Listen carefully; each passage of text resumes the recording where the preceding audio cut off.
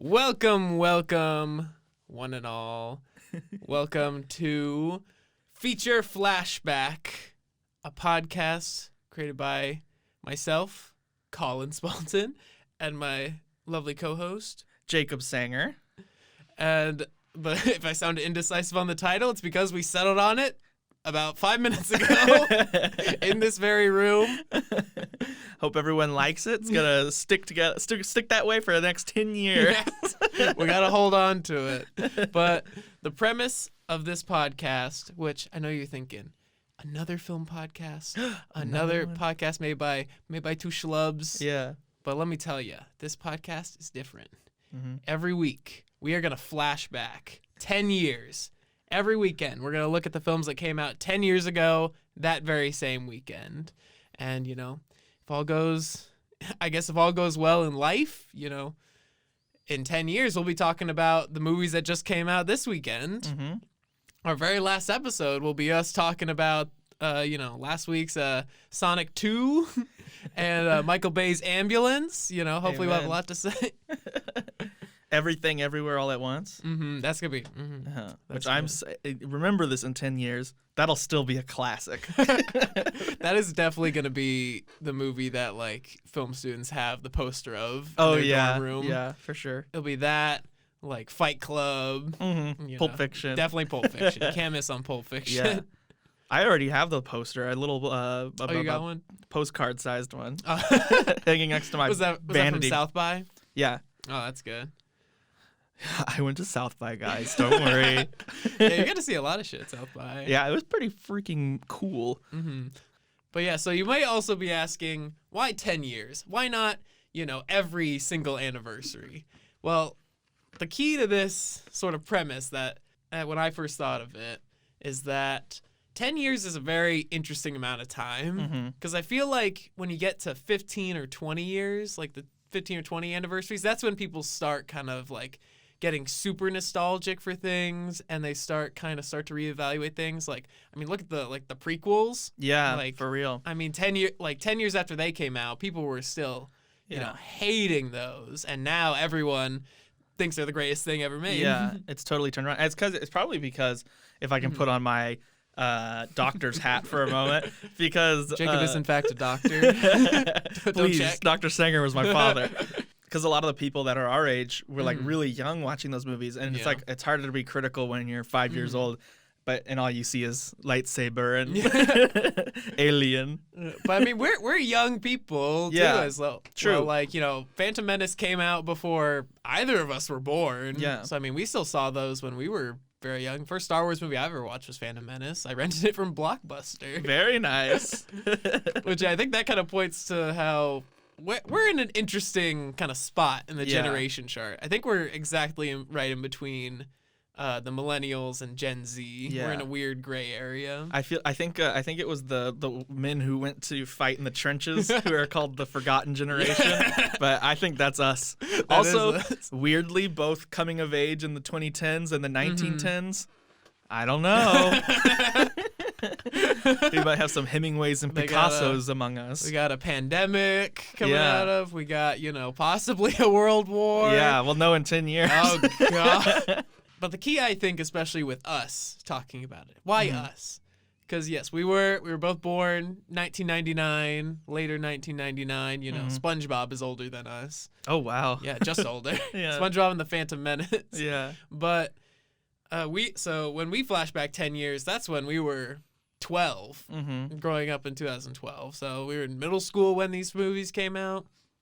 And I think it'll be very interesting now to look back, because if you have someone who's 50 looking back when they're 40, is probably not going to be as much of a change in their outlook on life. But 12 to 22 is quite a jump. Yeah. And 12 is also a really impressionable time, especially for people figuring out that they really like movies. I feel like that's when you really start to discover the stuff that it's not just what you grew up watching. It's you're finding your own interests and everything.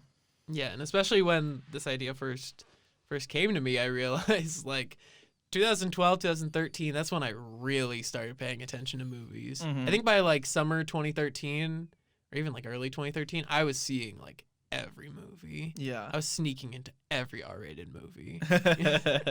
I would just go. I had an older friend, and if he bought the tickets, they just wouldn't bat an eye. Shout out Javi. But yeah, all right. So I guess first, do we want to? I think we should start off. We should talk first about like movies that just came out, because 10 years from now, Yeah. I'm curious. Like, if we make it 10 years from now, and look back, we can have our opinions recorded on the movies coming out. I don't think the weekends perfectly line up, but we just had Sonic 2 and the Michael Bay movie Ambulance come out and flop. But yeah, I know you saw Sonic 2, right? I did see Sonic the Hedgehog 2. What was your thoughts? Well, let me preface by saying that I famously said beforehand, I was like, I will not fall asleep during this movie. And so I did take a little patented Jacob Sanger micro nap during the movie. But the thing, I almost wish I would have just like zonked into full REM because I kept like waking up and then being like, the worst. yeah, and you're like, okay, I think I got it. And then you start to doze off again.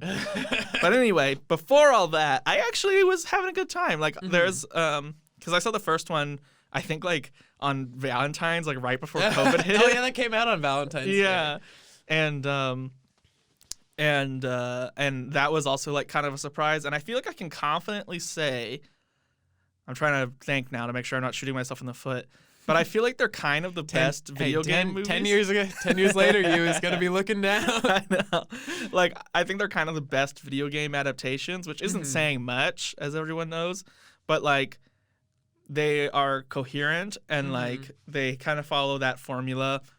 But that's not necessarily a bad thing of like, you know, funny character meets live action man and then they go on an adventure together. But like it's not bad, and like Sonic is likable, and Jim Carrey as Eggman is really good. and he got to shine in this movie because he in 2 because he was full crazy mode from the first movie. Yeah, he goes bald now, right? A giant mustache. But yeah, I would say if you're listening in 2032, maybe check out Sonic the Hedgehog 2. But watch the first one first, or you're going to be confused. Oh, God. I will say, I definitely expected, I was like, they're not going to expect anyone to see the first Sonic. They're going to start this with like a recap and like previously on. And I shit you not, are we going to curse on this thing? Yeah, fuck yeah. And the very first words in the Sonic the Hedgehog 2 movie are Mushroom Planet. and you appear on the Mushroom Planet. And I was like, okay, like if you didn't see the first one, you're just going right in. Yeah, I did not see the first one. My girlfriend is a big fan of Sonic, like the games and everything. She saw the first one with a friend, and I don't even think she didn't say she liked it that much, but I don't know. She just got like, she's been super hyped for Sonic 2. She was talking to me about seeing it last weekend, but I think because it's her birthday today, Happy a day birthday. of filming, but I think this weekend Yeah. we may see Sonic 2. Sweet. Next episode, you can say what you thought I'll about have to. Because I know the first one looked extremely similar to that movie Hop. Yeah. Like, down to James Marsden driving around with a CGI character. Does the second one get further away from that? For sure, yeah. The second one, actually, the main like structure of it is kind of James Marsden is like kind of stuffed off doing his own thing, and Sonic and friends are like off doing their own adventure. Like without spoiling anything, I guess I don't. They'll get it. Yeah, I feel like they're definitely gonna try to do a third one, and I think they're making good money. Oh yeah, Sonic 2 was like almost double like the highest grossing like opening weekend for a video game movie. Oh my god, it almost doubled the first one. Yeah, I feel like they're definitely working. Each step is closer to a full CG cast because like this movie has a lot of Knuckles, Tails, and Sonic just hanging out together. And then there's a mystery reveal of a new character who I think will be a big deal in the next one. But yeah, that's good. So Sonic 2. Yeah. And then a film I saw this weekend, I saw again. I saw Apollo 10 and a half, A Space Age Childhood. I'd like to give that a little cred. Yeah. You saw that at South by, right? I did at the Paramount Theater You lucky bastard. with Mr. Linklater in attendance. This isn't a traditional movie. It's almost like his version of. This feels like a filmed version of a memoir. It's very much like probably an hour of this movie is dedicated to just like specific people and specific places in Houston in the 60s. Mm-hmm. That's a really good way to put it, the memoir. Is it actually like the kid's name isn't Richard Linklater, but like it is based on his life? Like when I went to, because I saw it for the first time at Austin Film Society, and he did a Q&A after, or he also introduced the movie, and he said like, you know, pretty much everything you're gonna see is true, even the fantasy. The fantasy happened, because I think there's some details kind of fudged, like Richard he said he only lived in like that area of Houston for like 2 years, but it was around the time that Apollo landed. Yeah. So it's like a lot of details kind of simplified for the movie. I just really love just like every little detail felt so specific and unique to that time, but I still related to it, which is so weird because, you know, he's growing up at this time in 1969, and we were probably growing up in at the same period of our lives in like 2009. Yeah. And there were still things that like I related to completely. Yeah. Yeah, it's cool how that works. It's almost like The Sandlot, where it's like it really feels like childhood, even though it's 50 years detached from us. Yeah, and especially like the animation. It's just so beautiful.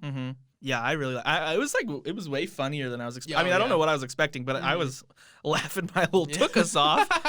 It was fun. But before we move on to the topic at hand, we gotta talk about Everything Everywhere. Yes. Oh my gosh. Yeah, you saw that at South by. I saw it this past Friday. Saw it at a noon showing. And there was two other couples in the theater, or there was a group of two girls there. I was there with my girlfriend, and there was an older couple in the way back. And I remember when I bought the tickets, those were the only two seats. It was the old couple in the back. And I told you this before, but during the movie, there's a lot of weird shit in that movie, a little out there. But then during a pivotal scene involving rocks, a very emotional moment that nearly made me cry. The old couple walked out. They seemed kind of angrily walking out. Yeah, I was like, there'd been some weird shit at that point, and they were near the end. Like they just couldn't handle it anymore. Yeah, I know. I'm thinking back to like some of the stuff that happens before then, and I'm like, wow, they hacked it through that, but not that. Yeah, it's just weird. And not to put my brother on blast, but he watched it recently and he really, really liked it. And he said that scene actually did make him cry. And then I was thinking about your story. That was so funny that it affects people differently. The norms. Yeah, the squares, bro. I thought we were seeing the Sandra Bullock movie. I also saw that at South by, actually. Oh, you saw Lost City. Yeah.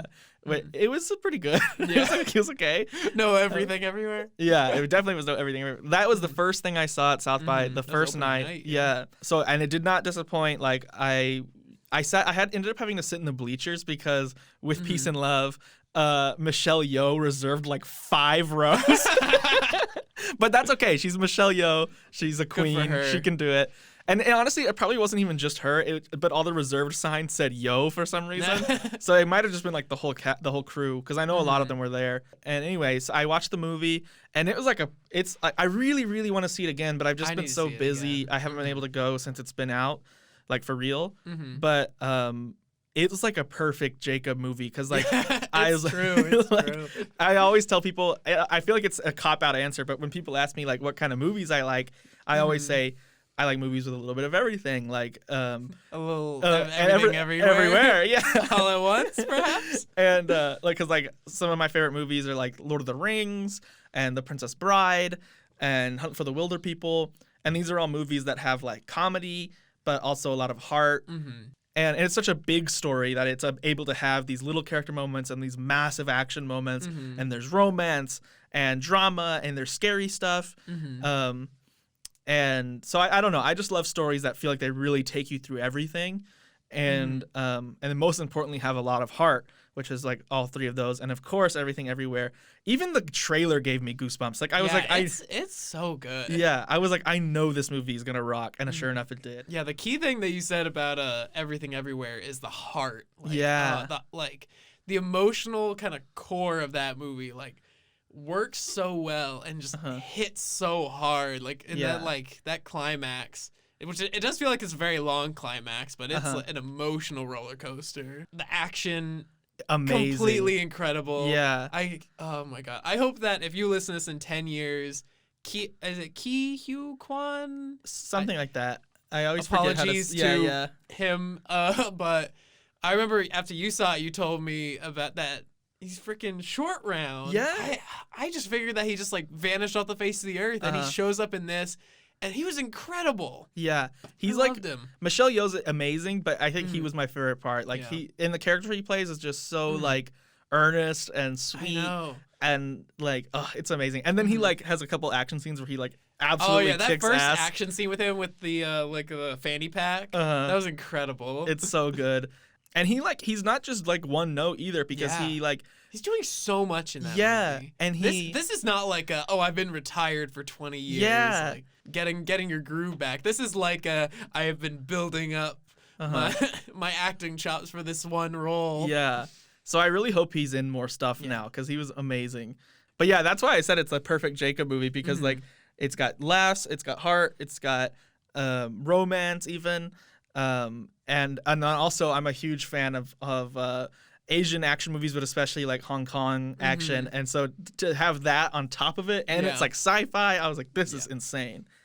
It kind of feels like a live action like Lego movie. It honestly does. That makes sense. Especially with just like the way like when the daughter is walking by and like touching people and they're like popping into confetti. Yeah. Like the way everyone moves like feels like that. Yeah. The last thing I want to ask about Everything Everywhere is so it is, as of this taping, it is currently the highest rated movie of all time on Letterboxd. Wow. Would you put it there? Because I've seen there's been some interesting kind of debate about that. I would not, but I also have this weird thing where like I know some people, obviously Colin and I spend a lot of time talking about movies with each other, but also with like everyone we know, because but we're surrounded by film nerds. Yeah. And so I've often had the debate with people where they say, you can say that's your favorite movie, but you can't deny that this movie is better. Yeah. And I get where you're coming from, but I'm like, I don't know why I would ever use Letterboxd that way. I'm like Nacho Libre, 5 stars. We'll get into some of those ratings. So yeah, I wouldn't put it like the top of my list, but it is at the top of my South by list. Follow me on Letterboxd. Yeah. But I saw there's a YouTuber who is also on Letterboxd, Cosmonaut Variety Hour, Cosmonaut Marcus, I think he goes by. But he had the best review of Everything Everywhere, which is just enjoy this movie before Twitter decides that it's overrated. Yeah. Because that happens with every movie now. I know. And it's so disheartening, because I saw a tweet about it actually already that was like, it was about that and about No Way Home. And it was like, does having a multiverse in your movie automatically draw out the most obnoxious fan base? And I was like, God damn it. Because I was like, people are because it's one thing, just like people are liking movies. Like, can we get back to that? Like, yeah. But Everything Everywhere is just like, it's not based on a comic. It's not based on a book. It's obviously inspired by a lot of things, but like, it's a totally new thing that's kicking ass. And I feel like that needs to be celebrated. Twitter be damned. Yeah, especially because like I think I wouldn't call it a perfect movie. Like I feel like I had some issues with like I was confused on some of the mechanics like of how they were doing like the multiverse stuff, and like I was a little confused on what exactly like Michelle Yeoh's her character, what her goal was at some points. Like I was confused on what she was doing to what end, like or like why she was doing certain things. But just like it's the point of like, you know, that when you get to the end of that movie and like just the pure emotion and like just the craft on display, like it's so just purely original, and so like that ending is so like euphoric that those just feel like nitpicks. Yeah. It's one of those movies where you like look at how you get like lost in it, but then you think about that somebody actually had to go out and film this. Oh my god, I have no idea how they did. Yeah, 'cause that's the same way I feel with like Lord of the Rings, where I'm like, it's such a massive undertaking, that because of the length, and then this because of all the different set pieces and time periods and multiverses or universes. And it's like, how did, like, that poor producer. Oh my god. All right, yes, Everything Everywhere All at Once. You know, hopefully people are still talking about it in 10 years. I hope so. I'm calling it right now. Everything Everywhere All at Once. Best Picture. Michelle Yeoh, Best Actress. I don't want to butcher his name, but short round as best actor or supporting actor. Yeah. And then I don't know if they'll win, but they'll be nominated, both the daughter and Jamie Lee Curtis. Best supporting. And honestly, James Hong for supporting. That's what I was gonna say too. Just the cast, like I tried to go up and ask a question during the Q&A because I based on my movie likes, I wanted to ask them as someone who hopes to do this one day. I wanted to ask them, like, how did you manage all of that and, like, deliver on every front? How did you keep up with all of that?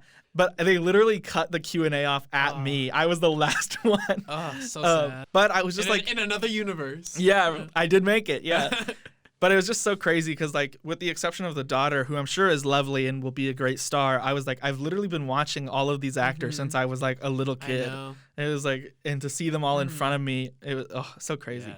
Daniels for Best Director. Daniels are going to win Best Director, Best Screenplay. It's going to sweep. Yeah. This is going to beat Lord of the Rings as most Oscar wins. Now let's not get crazy. It's going to beat Morbius. Oh, no. Okay, Morbius, second most.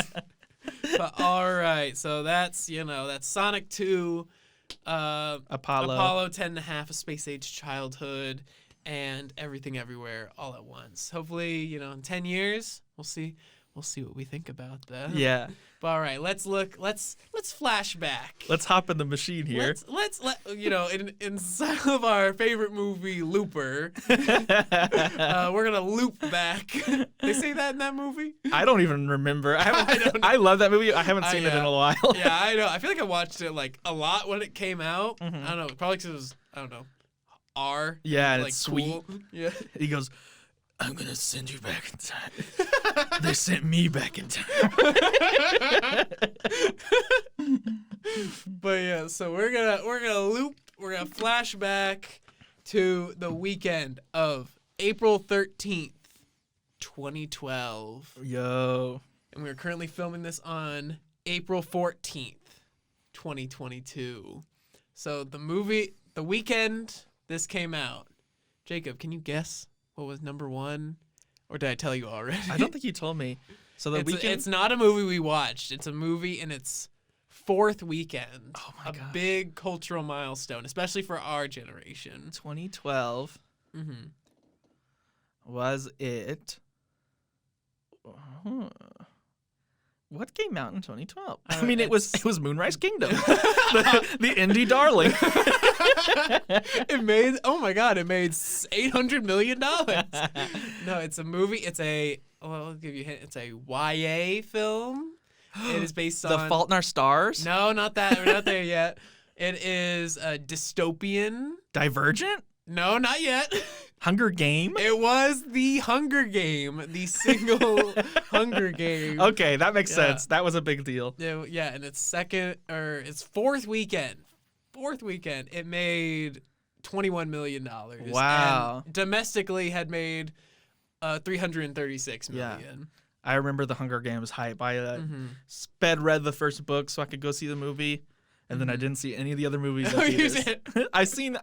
Actually, I don't think I've seen them since either. Do you want to guess what came out in second place in its opening weekend? This is one of the movies we will cover. Cabin in the Woods? Wrong.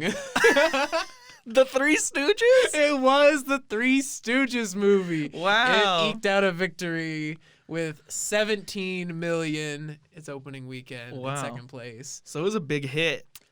Well, we'll get into that.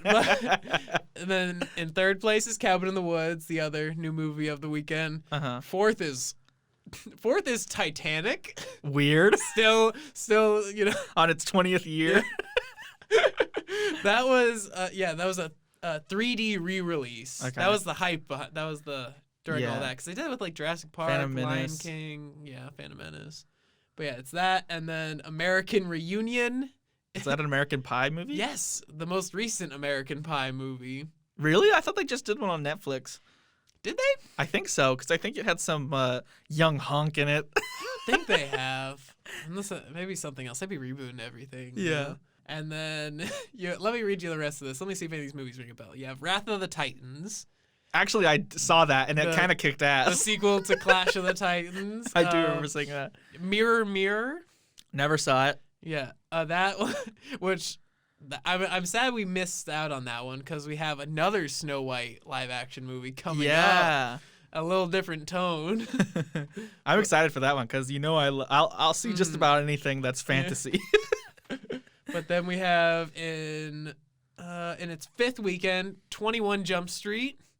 Oh, okay. Mhm. That movie's great. That is a good movie. And then number 9 is a new release, but we're not going to be talking about it. It is the Guy Pearce action movie Lockout. I had to check the title. That one's really stood the test of time. It has, yes. It is a man wrongly convicted of conspiracy to commit espionage against the U.S. is offered his freedom if he can rescue the president's daughter from an outer space prison taken over by violent inmates. Okay, that sounds kind of lit, actually. I do remember watching this close to when it came out and it not being good. Oh, man. It's an interesting weekend. I, as well, was shocked about Three Stooges beating Cabin in the Woods. But I think let's get into it. Yeah. I think first let's talk about Cabin in the Woods. Yeah. I was going to say that, actually, I feel like makes sense in hindsight because I feel like Cabin in the Woods was a movie that people kind of later were like, oh, did you see it? It's actually really awesome. Yeah. I don't remember. Did the trailers give away that it was all being set up? I don't know. I hope not. I actually thought about that when we were watching it, that I guess, did we say we watched these really recently? We're not just reminiscing. We did watch it. Which, let's start off first. Yeah. With Cabin in the Woods. We're going to narrow in on Cabin in the Woods. Yeah. What is your memory of it coming out? What's your history with this film? Did you see it when it came out? When did you first see it? When did you hear about it? So I did not see it in theaters, but let's see, in 2012, I think I was in 7th grade. Yeah, 7th grade, I think. Me too. And so I think the next year, no, I think it might have been that year because that was the year that I met my friend Javi, previously mentioned, who I would go on to see many movies with. And so I think it came out before we started hanging out, so we didn't go see it together. But then I was at his place with my friends George and Thomas, shout out, and he put it on, and I remember still having those jitters because at the time I didn't watch any horror movies. Yeah.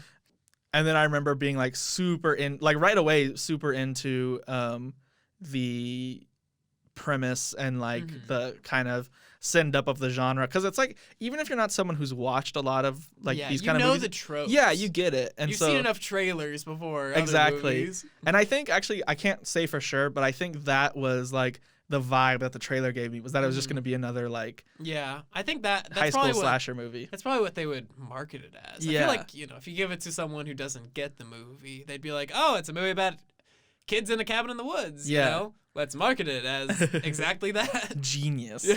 And I remember, I have a story about watching it at Javi's house that we'll get to when we get to the end of the movie. Oh, okay. My history with it, I remember because I was not into horror movies at all. I hated horror movies as a kid. I would see a trailer and have nightmares about it. But so I was, very tuned out of horror. But 2012 was when I specifically was getting into a lot of especially people talking about film on YouTube. And I remember specifically Cabin in the Woods showed up in a guy watches top 10 of the year. And I was like, what this dumb horror movie? And I always associate with that. He just liked, that. But I'd be hearing little inklings of it. I did not know that, it was more of a send-up of the genre until a while later. Yeah. And then I did not see this movie. I had to check on my Letterboxd because I saw this movie for the first time in May 2019. Wow. So that was right after we finished our freshman year of of college. Yeah. And so I think it was just like $5 on iTunes, and I was like, I'd gotten into horror at that point, so I was like, might as well, I think I'd seen Bad Times at the El Royale at that point. So I liked Drew Goddard. Oh, I didn't know it was him. That's awesome. Yeah, it is. Yeah. What were your thoughts of this watch? How did it compare to what you remembered of it? So I will say I actually have seen it like 4 or 5 times at this point. Oh wow! Like which it's funny because I wouldn't even say like, oh, I love Cabin in the Woods. I mean, I do really like it, but I wouldn't be like one of my favorite films. Yeah. But I think I watched it the first time with Javi, and then I watched it again with like this club in my high school where we would watch movies, and it's because we always started off around Halloween time, and we'd be like, we gotta watch a horror movie, and then the club would like die out, so we only really watched horror movies. And then I saw it, like, I watched it again with my family, good family film. And then I think I saw it again with my like college roommates, and then this time with you. And it always is like, to be honest, I was kind of like, oh, like I know this movie, like I don't really feel like I need to watch it again kind of thing. But like as soon as it started, I was like, nah, this movie rules. Like here we go. Like I don't know. I really, really like this movie. Even I feel like it doesn't quite work as well for me as it originally did, because now there's like a little bit of like 2012 cheesiness, and but I can see that because it's like a horror slasher parody, not parody, but send up, like I feel like it kind of works, like that some of the lines are a little goofy. Yeah, it definitely, like, I don't know, it kind of adds to a weird charm of it, because I guess it kind of gets away with it, but it's like, oh, it's like, it's making fun of those kind of lines in the movie. But I guess even like there's like the stoner character, like best character. Some of his lines are a little like they feel a little weird. When watching today. Yeah, I wish I wrote down some of the ones that seemed weird to me, but like I really like the stoner character, so I forgive. Yeah, he's a good character. Yeah, I forgive whatever he says. That character he's played by, I believe his name's Fran Kranz, one something of those. like that. Yeah. But did you know he wrote and directed his like feature debut last year. Really? And it's called Mass. I haven't seen it, but I've heard amazing things. And apparently it's like 4 parents like talking in like the back room of a church about like it's basically like a trauma support group. Oh my god. And it's just there the whole time, and I heard it was incredible. Wow. But it's like what an interesting turn. Yeah. He's a fascinating Hollywood character to me, because the only other thing I know he's done is playing the like washed up rock star in Diary of a Wimpy Kid 2, Roderick Rules. Oh my god. Was he in that? Or Yeah. Was he that, or Alan Tudyk? No, it's the guy who goes that Roderick is like, I'm bringing over someone for a business meeting, and his dad's like, oh cool, and then that guy comes and he's like, do I smell pot roast? Yeah, I knew him from. Did you ever see the show Dollhouse? With Eliza Dushku. Yeah. Arnold Schwarzenegger's daughter from True Lies. Yeah. Please, yes, refer to her as I know her. Yeah, I know what you know her from. But it was a good show. It was a Joss Whedon show. Yeah. It was kind of like after Dollhouse, or not, after Firefly fell through. That was kind of his follow-up show, and it also got that one got 2 seasons, but it still got kind of mistreated by the network. But I remember liking it a lot, and he was like the nerdy like science genius. Oh, so we were talking before about how like did the trailers give away like the fact that it's Richard Jenkins and Bradley Whitford like orchestrating this whole thing. But at least I was curious when watching the movie. It felt like some studio head or a screener note would be like, oh, what if that's like the twist?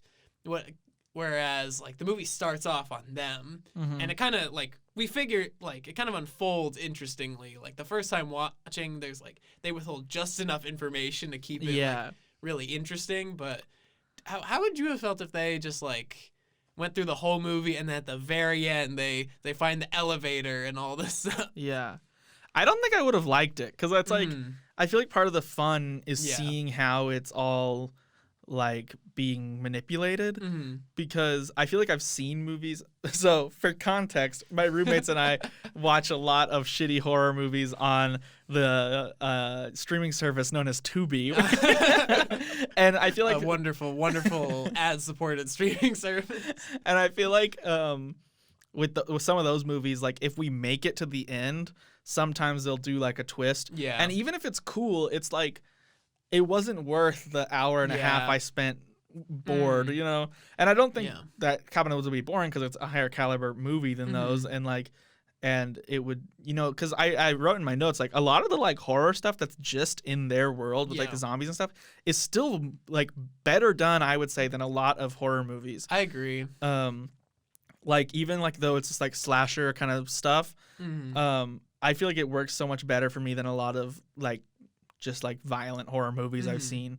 But yeah, I really like that it's unfolded as it goes. And I actually was wondering as I was watching it this time, I was like, man, I wish I could remember what it was like to watch this for the first time, because now, and to be fair, I've seen it a handful of times, but I almost feel like it's kind of obvious, like what's going on. And I was like, did I know, or was it a surprise? You know, not like, because it's not a twist, but like the reveal that it's, you know, sacrificing. We will to be the old spoiling gods. this movie, by the way. Sorry. Big spoilers for Cabin in the Woods. Go watch it. That it's that they're sacrificing these college kids to like satiate the old gods. Yeah. That was because I feel like when I watched it, I definitely had an idea of what it was, but still, like, the way it unfolds is so interesting. I remember seeing, like, a Blu-ray cover at Target. It was one of those where, like, when you turn it, like, it has, like, you know, 1 second you see, like, the house covered, and then when you turn it, you see all the boxes with the monsters in it. Yeah. And I remember kind of being, like, it was giving me the hints towards it. But watching it this time, it was definitely, like, I think the big surprise for me is that these aren't just like some crazy people that are doing this. Like that's like a reality show or something. I think there's a version of this movie where it's like the Running Man with Arnold Schwarzenegger, where it's all happening for people's entertainment. But it seems, I think that the reveal that they're actually like doing this to appease the gods, I think that was a very, very welcome surprise to me. Yeah, the horror stuff when watching Cabin in the Woods is genuinely, like, creepy. Yeah. Like, the way the Buckner family is shot, like, they're, like, mostly in the dark, and, like, they have, like, the dad has the creepy, like, hanging hair. Yeah. And they all have, like, really creative weapons. Like, it's not just, like, a knife or an axe. Well, I guess the girl has an axe. A little hatchet. Yeah, but it's, like, the fact that the two... That with the bear trap. Yeah, the bear trap, and then when they cut Jules' head off with the double-sided or the two-person saw, like that, like bow saw. Yeah, that's like legitimately upsetting.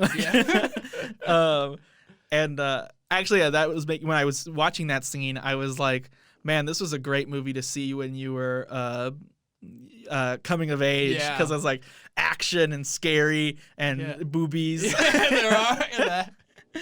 That's definitely gonna get, like, you know, our demographic from like when we were 12 and all that to sneak into a theater. Yeah. But yeah, and then another moment that I to this day think is creepy is when she's reading the diary. Like just that the way it's written is genuinely upsetting. Yeah. Like I remember the first time hearing it to now it's like ugh. Yeah, the redneck torture family. Which is funny cuz like in the movie, it's completely fake. Like, it's just something made up by these people working a 9 to 5. It seems like. Yeah. Well, that's interesting because my take was that because there's a line I really like where they're watching the monsters, or the zombies, and Truman, who's the soldier guy and the audience surrogate. Oh, the guard one? Yeah.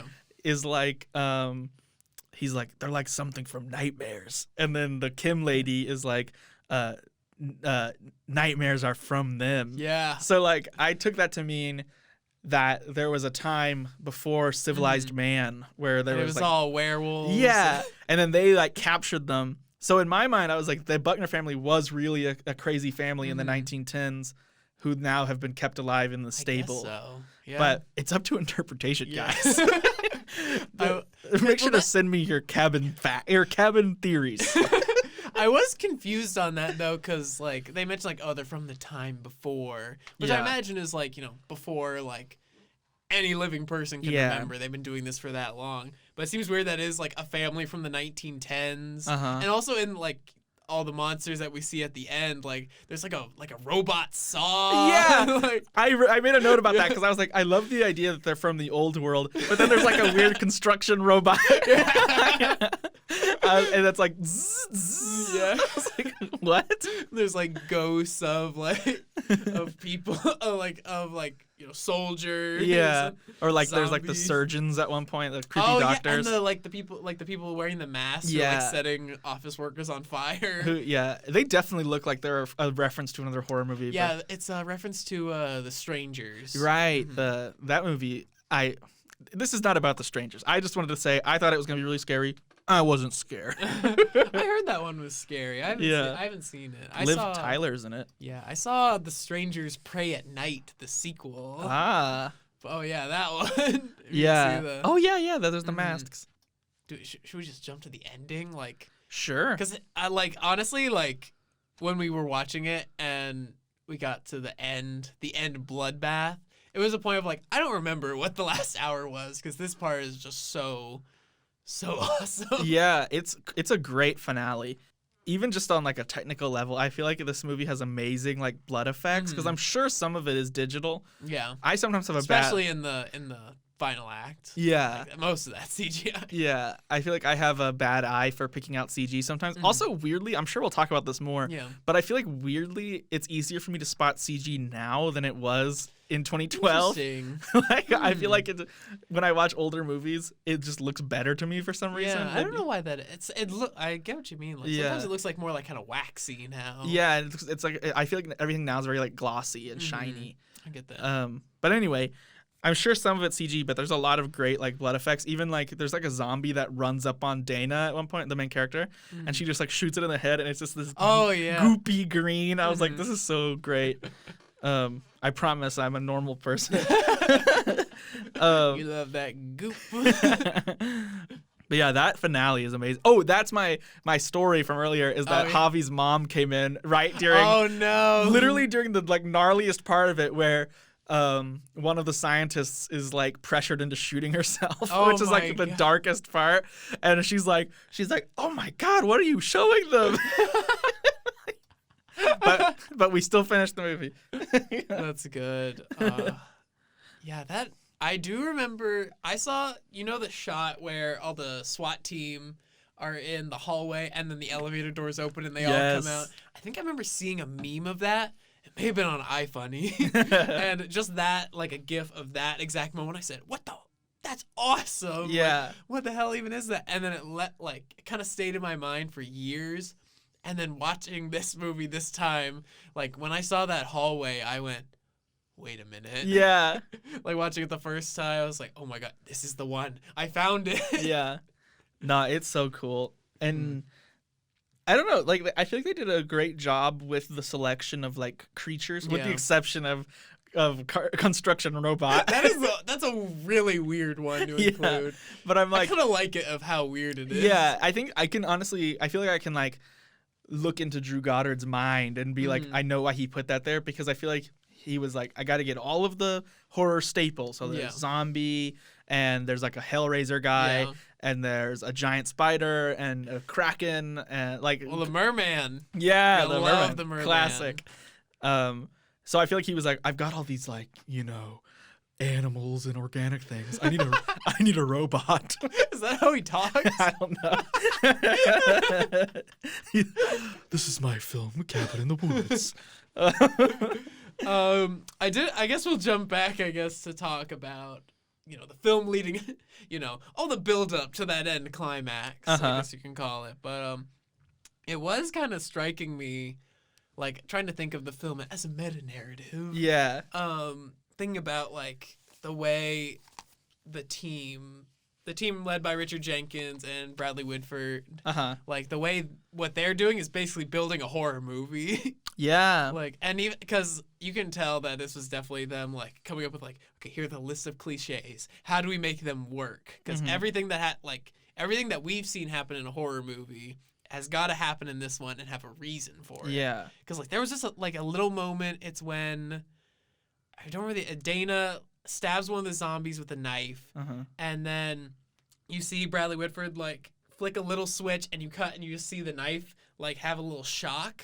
And she just drops it. And, like, I didn't notice that my first time watching it. I was like, that's just such a good, like, little detail. Because there's always the joke, like, in Halloween, like apparently, like, there were always people screaming at the screen, like, hold on to the knife! Yeah. Oh, wow, yeah. And it's funny you say that because I didn't notice it this time, but I feel like I have noticed that in the past because it's such a little thing. But, yeah, I really like how they turn all of the cliches on their head. One that I really liked was when they decide to go down the elevator shaft in the end, because I feel like it's such a thing of, you know, the joke of like, don't go in there, and it's like they always have to go to the craziest dangerous place. But in this one, it's like they literally don't have a choice because they know that they can't get out. Yeah, they can't go down the road. There's no other road. They could go through the woods until something catches them or they die. It's like all they can do is go to the source of where this thing came from, which I feel like is so cool, and it makes it feel very like climactic and like we're going into the belly of the beast. But yeah, this is a cool movie. It is a cool movie. It does feel like a movie like people have talked about making for ages. Yeah. Like, and yeah, they definitely did a good job. They hit all their bases. Yeah. And I think like something to be said for just, and I know like, I don't know how much Joss Whedon had to do with this. I think he like helped to write it or something. He produced it and co-wrote it. Okay. So he was very involved. Yeah, because I know a lot of people will call it a Joss Whedon movie. And I know Joss Whedon is controversial in these modern times. But I will say that there is something to be said for like just solid writing. Yeah. Because I feel like a lot of like a lesser movie could have tried to do this like meta thing and like turn the whole genre on its head.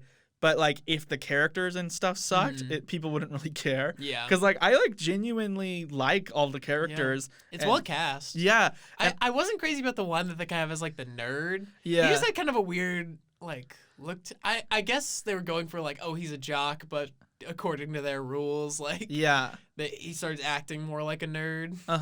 That's like that's why I kind of feel like he gets kind of the worst hand in this movie because like he's not a bad actor and and I genuinely like his chemistry with Dana. Like I'm rooting for them and like they have a lot of good moments together. Including one of my favorite jokes when they're kissing and then Marty the stoner walks by and says he's got a husband bulge, which is a reference to the creepy diary they read. It's so funny.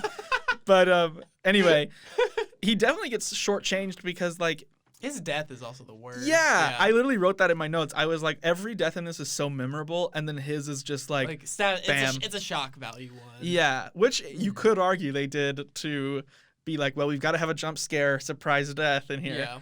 And but yeah, it just sucks because he's not a bad character. He just has the least to do. Exactly. He gets glasses. Yeah, which I don't think I would have noticed except for there's a really great review of this by Movies with Mikey. Not to plug another show, but he pointed that out and I was like, oh, that's really smart.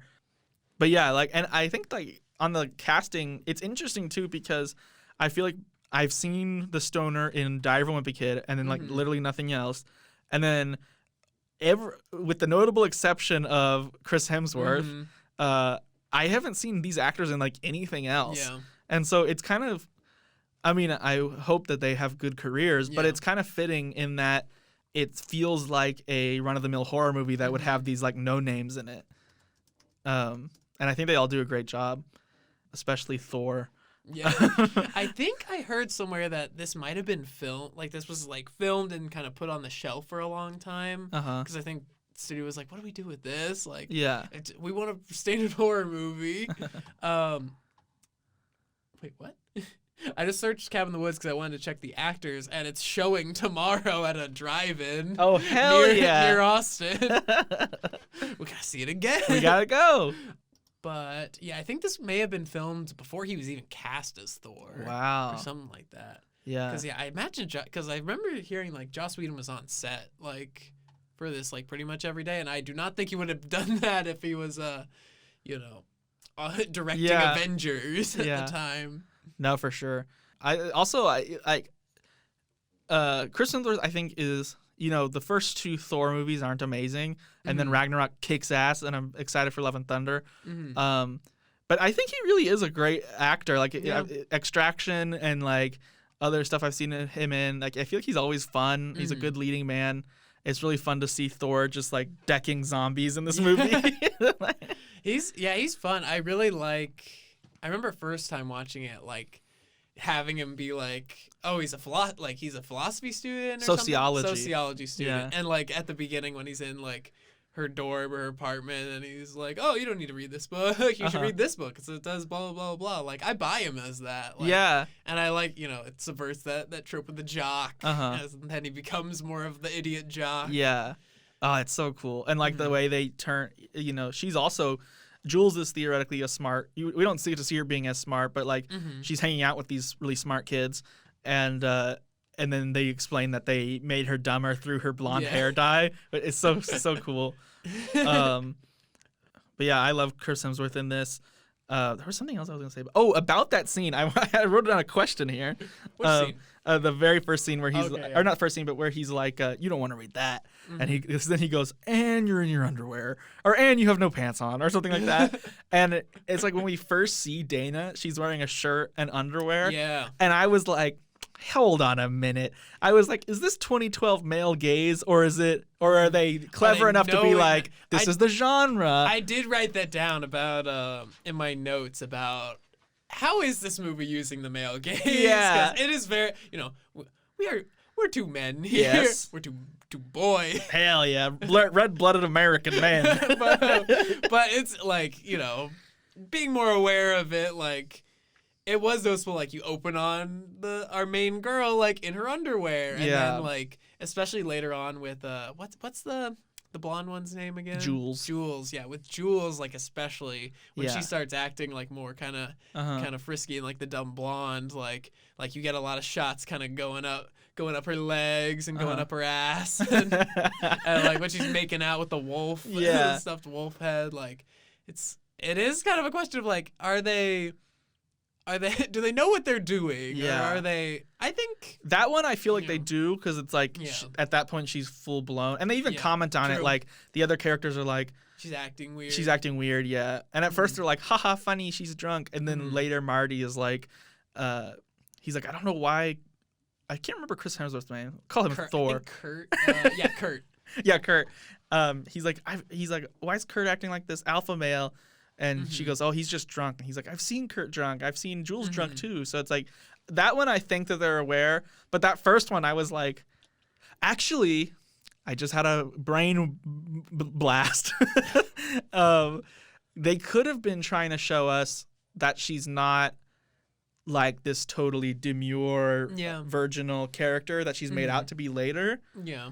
Which also, that's kind of weird, because being in your underwear in your bedroom doesn't mean that I think for my money, if I were to take a bet on it, I think they knew what they were doing. I think that's how they're trying to set up, like, they're trying to show you, like, this is a normal horror movie. Yeah. Or is it? Yeah. Like, because I feel like, especially, there was one movie that came out, I think it may have been a year or 2 before this. It was, do you ever hear of Shark Night 3D? No. I hope it's spelled with a K, and it's about a knight who rides on sharks. I wish. No, it's a very, very bad, cheap horror movie that it was like a big theatrical release. It sounds like a straight to DVD thing, but it's about a bunch of college kids that go to their friend's lake house, but the saltwater lake has been infested with sharks. Oh no. And it is the exact same, like, structure, at least leading up to it, of, like, you have our main character in their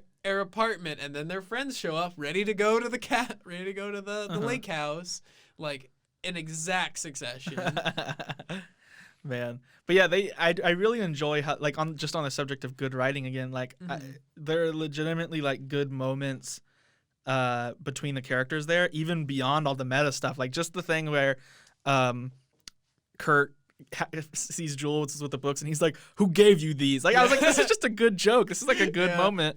And then it also has a lot of the like, horror movie college kid cheese like that you'd expect, like, or he throws the football out the window and Holden catches it outside. Like, oh my gosh, but yeah. Oh, and we can't not talk about Marty with the bong. Yeah, I wrote in my notes, hilarious bong moment. And it's great. And it comes back, Chekhov's hidden bong. Yeah. That part where I legitimately think it's cool and not just a joke when he shows up with the bong like it's a sword. Yeah. Like, I was like, this is a great hero moment. But yeah, I love Marty. I love that he's like a armchair philosopher. Let's talk about like the people working the job, the people doing their day job. Let's talk about Richard Jenkins and Bradley Whitford. What do you think of them? I think, as people. Oh, as people? In this movie. I think they do an amazing job. This is probably my favorite Bradley Whitford role, TBH. Over Get Out? Yeah. Oh, wow. I think I don't know. I think he's just like I was gonna say I like him more in this, not in the sense that I'm like he's a better person, which he is. Arguably is. Yeah. No slave auctions in this one. He's trying to save the world rather than just killing people for his own selfish benefit. But and racist benefit. Oh my God. We'll get out in about 5 years. No, more than that. 2017. Yeah. February 2017. I know that for some reason. Yeah. I really like them. I really love Richard Jenkins just in anything. Yeah. You're a big Guillermo del Toro head. Yeah. So my favorite performance of his is in Shape of Water. Oh, he's so good in Shape of Water. He's so good. I think he should have gotten the Oscar, but who am I to say? I don't remember who won that year, but... And we're not talking about them today. But yeah, I really like them. I think they're hilarious, and there are some like legitimately like good like character moments too, like when they get a little more serious and they're like doing their little prayer, or when the guard is like, do we really need to see it, in reference to like the nudity, and he goes like, we're not the only ones watching. Like it's like, that's such a good line. Oh, that's what I was gonna say. Movies with Mikey was like, he was like, here's a clue for y'all, that's us, the audience. That's what I also made a note of that, because we mentioned a little bit of kind of like the meta narrative of the whole movie, but there's an added layer as well of like the Richard Jenkins characters and them. They're like the directors of this horror movie, this typical horror movie. But instead of the gods are us watching. Yeah. And it's a weird thing of just like, oh, if we don't give them what they want, then they'll destroy the earth. But I don't know what that says about the audience. But yeah, I guess maybe it's the equivalent is like being like, oh, screw this movie. Like it didn't have the stuff I wanted. It is like, if we don't like give them what they want, then like we won't exist. Yeah, because your like movie will be your doomed. movie won't. Yeah, you won't be able to make movies as a filmmaker. True. Yeah. Yeah, I think they're cool. I like the part where Bradley Whitford, who by the way I always forget his name, so I'm glad you said it, because I was gonna call him Dylan O'Brien. I forgot Dylan O'Brien. Is that Percy Jackson? No, that's the Maze Runner. Oh, yeah. Bradley. I want to see Bradley Whitford as in the Maze Runner. Maze Runner. But there's a part where he like they think they've won, and he's like gets kind of sad, and he's like, it kind of makes you like think and what it's all for, and then someone comes in with tequila, and he's like, tequila is my lady. Like, that's a great part. I love the scene when everyone's like placing their bets on who it's gonna be. I keep trying to like. I thought about this time about just pausing it and reading all the ones there. There's so many. I definitely have. Details. There's a lot of weird stuff in there. Yeah, and the merman, the running merman bit is so good. The line delivery when the merman gets him and he goes, "Oh come on!" It's like so good, because he's almost like laughing. Yeah, I'm just like, oh. He knows how the tragic irony of it. It's so funny. I do kind of wish they blew they got the merman as their as their villain instead of the Buckner family. I want to see what that movie looked like. It does make you wonder, but I think that the Buckner is a more classic like horror It definitely thing. is. And actually, I did write this down that I was like, it kind of, when you see all of the things in the cellar that they could have picked and like what that equates to, which by the way, I don't know if we could find this out, but at one point, I think Marty looks at a reel of film. Yeah. And I was like, there's got to be some kind of Easter egg there. Maybe it was like The Ring or something, like the movie. Maybe. You watch the movie and it comes out. I was like, this makes me feel like there should be a million Cabin in the Woods movies where different things happen. But then I was like, wait, but they'd be prequels, 1, and 2, they would all end the same way. Yeah, they would all end with everyone dying. I was going to ask you that, because while watching, I'm like, why didn't they make a sequel to this movie? It's great. And then I was like, oh, yeah, the ending. But closes the door a little bit. Yeah. The only way I think you could do it is if you did. They talk about how one year they failed and then Japan came in and sealed the deal. I think they're talking about right now, because like it seems like they have all these cabins in the woods or like all these setups like all over the world, and I think that's just for like this year, like for this date, and all the other ones were failing, and so it was like between them and Japan, like someone had to do it. As long as one of them did it, they'd be fine. But then Japan fails right there. Yeah. Okay. At least that was my reading of it. Yeah, I was thinking they said one time they had failed in the past and Japan luckily did it. Yeah. Because they were like, oh, Japan's got 100% clear rate.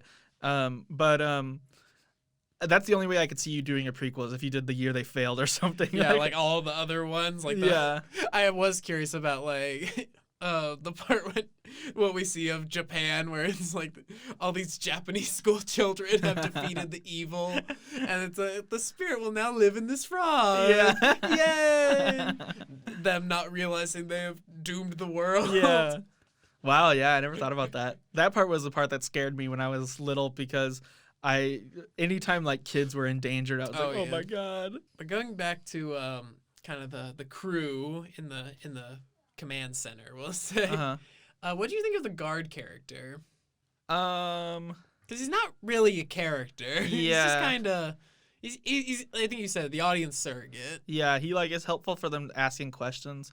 I like that he like I like all his moments, like the when she's explaining to him the betting and stuff. She's like, when she says you get used to it about the monsters, and he goes, should you? Like I think that's a really good moment. But I do agree that that's kind of all of his moments are like good for the movie, and they're not really good character moments. Yeah, you need those things at some point in the movie. But yeah, he's just kind of the guy that's also there. Yeah. I thought I remembered he had a bigger moment at the end, but he just gets eaten by zombies and then blows up. Yeah, which I like that he like kind of sacrifices himself for the greater good, but like. Yeah, he kind of just maybe all of his great scenes ended up on the cutting room floor. And then I did want to mention about another part that happens in the movie when they don't blow the tunnel, and Richard Jenkins has to run to the other side and get it, and then blow it up at the very last second. Do you remember in the Avengers movie when the like World Security Council or whatever is like, all right, go nuke New York? No. You don't remember? Oh, okay, well, that's gonna be a new part. We'll talk about it. Yeah, but I haven't seen the movie since theaters. But there is a moment because they're like, oh, the plane's gonna take off, and Nick Fury runs out with a bazooka onto the helicarrier and shoots it, and it's to blow something up, and both are Joss Whedon. So I was like, these are very similar moments. Yeah. It wouldn't surprise me because I feel like a lot of writers have certain things that they really fall like. into similar beats a lot. Yeah. But I actually really like that scene. I feel like it's exciting. Like it's like, oh my God, race against the clock in this movie. And I like that it's Richard Jenkins because I feel like it's like he's kind of such a nice like old man. Yeah, and he's like, that's me running for those of you at home. But I also think it's interesting. We hear a little bit. Obviously, we just see them at their job the whole time. But we hear from Bradley Whitford that he has a wife and kids, or a kid on the way. Oh, tragic. Ooh. Well, the world also dies. Yeah. But it's just interesting. It makes me wonder, like, do they have to pull this all-nighter like once a year, or do they work year round and then like go home at 5 o'clock? Like, it's interesting. Seems like my guess would be they probably do a lot of pre-production. Yeah. And then, you know, the one night, whatever it is, maybe it's once a solstice or something. Yeah. Even though this is like a dark movie, obviously about the end of the world and like people dying and stuff, there was part of me that was like 2 times during this movie, I was like, this was like fun.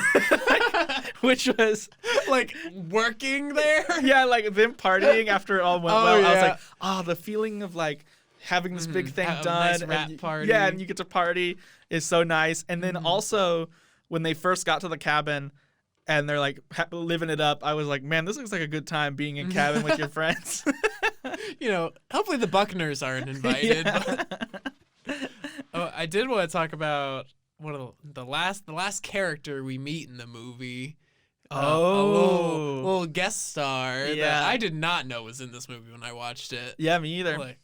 A lovely Sigourney Weaver guest appearance, I guess you'd say, a little more than a cameo. Yeah, she's scrapping on there. She's beating the shit out of Fran Kranz. I just think she's great in it and has that like authority. And then her demise is very. It's also funny to think, like, knowing a little bit about how movies are made, like the part where she gets killed, she gets axed in the back of the head by Patience Buckner,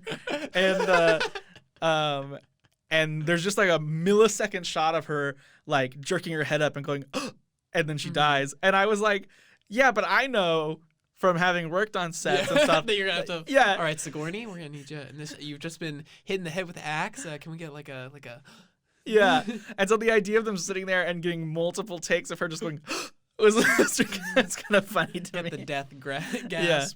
They said, reset, we'll go ahead and do this in series. We'll do this in series. Yeah. MOS. But then another thing I want to mention about Sigourney Weaver is, did you see Ghostbusters Afterlife? No, I didn't. That's the newest one, right? Yeah, I watched that recently. And so a little spoiler, but she comes back? Sigourney Weaver is in an after credit scene doing the thing from the first Ghostbusters that you see Bill Murray doing, where it's like he holds up the back of a card and like shocks people and they don't, and she's doing that to him. But like I watched it on a DVD I rented, and then like it played through the credits and then automatically started playing a special feature, and so I watched a bit of that, and they talked to a bunch of the old actors who make appearances in this one, if that's not known. But they talked to her and she's like, she's never left me. I was so happy to be back in place. And I'm like, Sigourney, you're in an after credits scene. Like, you're in one scene, you're doing a little bit. Yeah. But I'm glad she commits that much. I'm glad she got to have fun. It looked like she had fun in this. Nah, she's awesome. I think is like, I feel like in the movies, she kind of plays like stern characters a lot. Really does. Like even like Ripley is very, like no nonsense. But I feel like in real life she must be like kind of nuts because I remember hearing somewhere that like she in one of the Alien movies she wanted to die and then wanted one of her last things to be, hopefully I'm not misquoting here, I think she said she wanted to have sex with a xenomorph.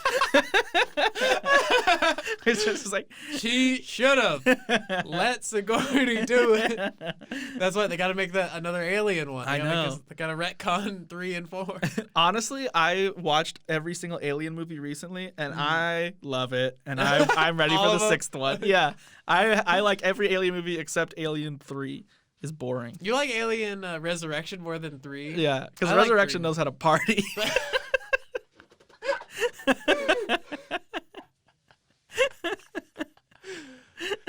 That one, also written by Joss Whedon. Oh, okay. Yeah, so, this is all planned, people. Yeah. We knew what we were doing. But, yeah, I guess to tie it back, the world ends. Mm-hmm. How does that make you feel? I actually, if I turn to my handy notes here, I thought it was interesting because, like, I am generally a more, like, optimistic, happy ending kind of guy. And so like it's the pretty nihilistic bummer ending of everyone dying and the world ending. I like when they say maybe it's time to give someone else a shot, but I'm like, what does that mean? Aliens like are giving evolution a chance to completely start over? Like, I guess it depends because I guess the old gods will reign, but I mean we beat them one time, or someone beat them. Yeah, Sigourney personally punched them down. But yeah, I don't know. Like, it's kind of a bummer. Like, I would have liked, but the alternative is that, Dana shoots Marty. Which would have been sad. Yeah, that would have been, because honestly, I'm like, is this the happy ending? Yeah. Like, the opposite ending is like very bittersweet. Yeah.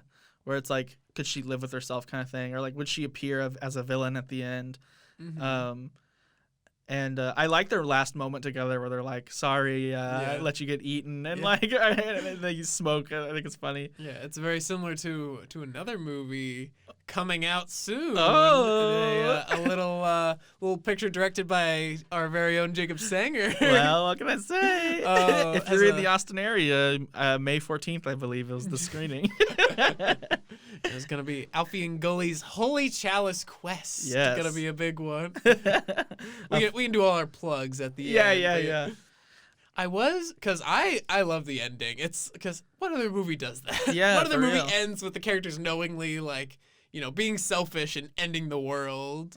But I was talking with a good friend of ours, Miss Oriana Garcia, and I mentioned the 2 movies that we watched, and she said she's not a fan of Cabin in the Woods. She did not like the ending, so sorry to put her on blast, but she's gonna have to come on and defend herself. Which I guess I can get if you see that as very selfish. Yeah, and it's it kicks interesting. ass. Yeah, it's awesome. But I don't know. I always feel like I like endings that are kind of like like, well, that's life, baby. Light a cigarette. Like, I feel like it's cool. That is true. But this one is another step further because then the world ends. But then the old gods rise. Yeah, but I feel like it makes sense for this movie. But last thing I want to talk about with this movie is what do you think its legacy has been? Like I said, 10 years is an interesting time because it's like that's like the first milestone usually of like a big anniversary. Yeah. And so it's not enough time for people to be like, that's the greatest movie. Look back and be like, that's the greatest movie ever or anything. It's not a lot of people looking back and reevaluating. But so at this point, how do you think it's held up? I think it holds up really well, and like it's still a great time, and like we talked about it for an hour or whatever, like too long. Yeah, like we had a lot to say about it, and this is a movie I've definitely talked about with people before, so it's not like I've just been sitting on all this stuff. But yeah, it's like really fun to talk about, and I think it definitely stands the test of time as like a cool kind of turn the genre on its head type movie. Because I feel like sometimes movies try to do that and it kind of falls flat, and it's just like, why do I care? Or like, especially if it's done in kind of a cynical way. Yeah. It's like, whatever. But this is done with like love for the genre and with the like, it's besides all of the meta stuff, it's just a really good, well written, well performed, well directed movie. And so it's creative. Yeah, it's super creative, and it's like it's evident, I think, that the people who made it really like cared about what they were doing, and I think it'll go on to Joss Whedon's already had a fall from grace, but Drew Goddard I think is still fine, and I think so. all the actors. So I'm like, unless something really terrible happens with Chris Hemsworth, I feel like it'll go on to be a great movie forever.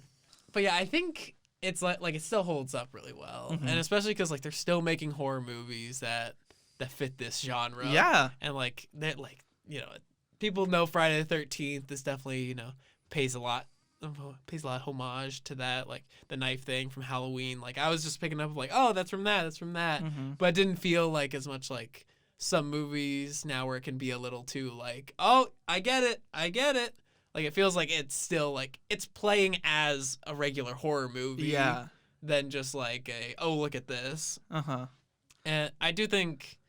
Yeah, the big thing I think it came to mind when I saw this was the Joss Whedon legacy, because he was a big writer on it, and we'll have to talk about it a lot more with the Avengers, because this was kind of the Whedon-assance. Yeah, because true. He was kind of nerd king because he made a loving send up of every every horror movie. He made the biggest nerd movie of all time, one of the biggest movies of all time, and then made Firefly. And which all everyone those other loves. shows. Yeah. It's just tough. Like, it's one of those things that's like, hopefully people going forward, like our generation, when they take over Hollywood, can hopefully be better. Let's hope. Yeah, because it's just like when we personally take over Hollywood. Yeah, when me and Colin are the kings of Tinseltown. But I don't know. It's just like it's just one of those things. It's like, did your parents not raise you right? It's just like being a decent human, not being sexist and horrible to the people on your set. Yeah, Joss Whedon. Yeah, it's interesting to look back and see, especially because I remember he was like the king of everything. Yeah, for sure. But yeah, it was crazy. I remember for a long time it was like, if the name Whedon was involved, it was like, oh my God, this is great news. Now it's like, yeah. All right, now we're going from directly from the world being completely obliterated, hell taking over, the old gods rising, everything's horrible now, to the Three Stooges. Yeah, it's time for the rise of a different kind of old god. Yes, the Three Stooges movie from 2012, directed by the Farley brothers of Dumb and Dumber fame. And what else they do? Kingpin. Yeah. Osmosis Jones. Just the live action Just parts. the live action parts. Dumb and Dumber 2. Yeah. But yeah, so this is what a film. Yeah. Well, let me just say, I think they should have a Todd Phillips-esque turn and become auteurs. I loved this movie. Well, I was gonna say this until we get to talk about the legacy, but they kind of have. One of the Farleys, Peter Farley, I believe it is, directed Green Book. That's right. Yeah, so he wrote and directed Green Book, so he has 2 Oscars from winning that. Oh my gosh, that's crazy. I know, and especially in terms of the legacy of this movie, I mean, that's within 10 years. Yeah. Wow. It's nuts. Yeah, that's interesting because, I mean, I will say Green Book had some laugh out loud moments in it. Green Book? What a real crowd pleaser. Yeah, I really liked Green Book. I liked Green Book. But I feel like it is one of those. I would have voted for it for Best Picture, that's for sure. Yeah, I think it is one of those ones that, like, people will forget about. Yeah. I feel like people have already kind of forgotten about it. Oh, yeah. Well, except when they're like, it's the worst Best Picture movie ever. Do people say that? Some people do. Yeah, let me tell you, if you think that, you need to go watch Cimmerian, I think it is. It's like the 4th Best Picture nominee, and it sucks. It's about the settling of Oklahoma. Boring. Exactly. We're going to do shit numbers in Oklahoma now. But okay, if you're from Oklahoma, it's not your fault. Yeah. Okay, get it? Hey, I've been to Oklahoma City, and my English teacher said it was the butthole of America. I went there. It was beautiful. But back to the Three Stooges. Jacob. Yes. What is your history with this movie? I don't remember if I watched it the year it came out. It was probably close to it, though. And I watched it on TV with my dad. And I had seen some, like, classic Three Stooges, like black and white style, and never really thought much of it. Yeah. But then I watched this movie, and I also was like, whatever, like, some good jokes. And then didn't think about it for, like, 10 years. Haven't watched it since then. Have not watched it since then. Have you thought about it since then? Every once in a while, because I do remember... Literally, I only remembered one joke from it that I liked that I would tell people sometimes if ever this movie came up or if something reminded me of the joke, which was when they dropped the church bell on Larry David, who plays a nun in this movie. A great turn. Yeah. Which, by the way, when he first comes out as a nun, I was like, surely this is like they got Larry David for like one scene. It's going to be the joke. Considerable amount of the movie. Yeah. He's like one of the main characters.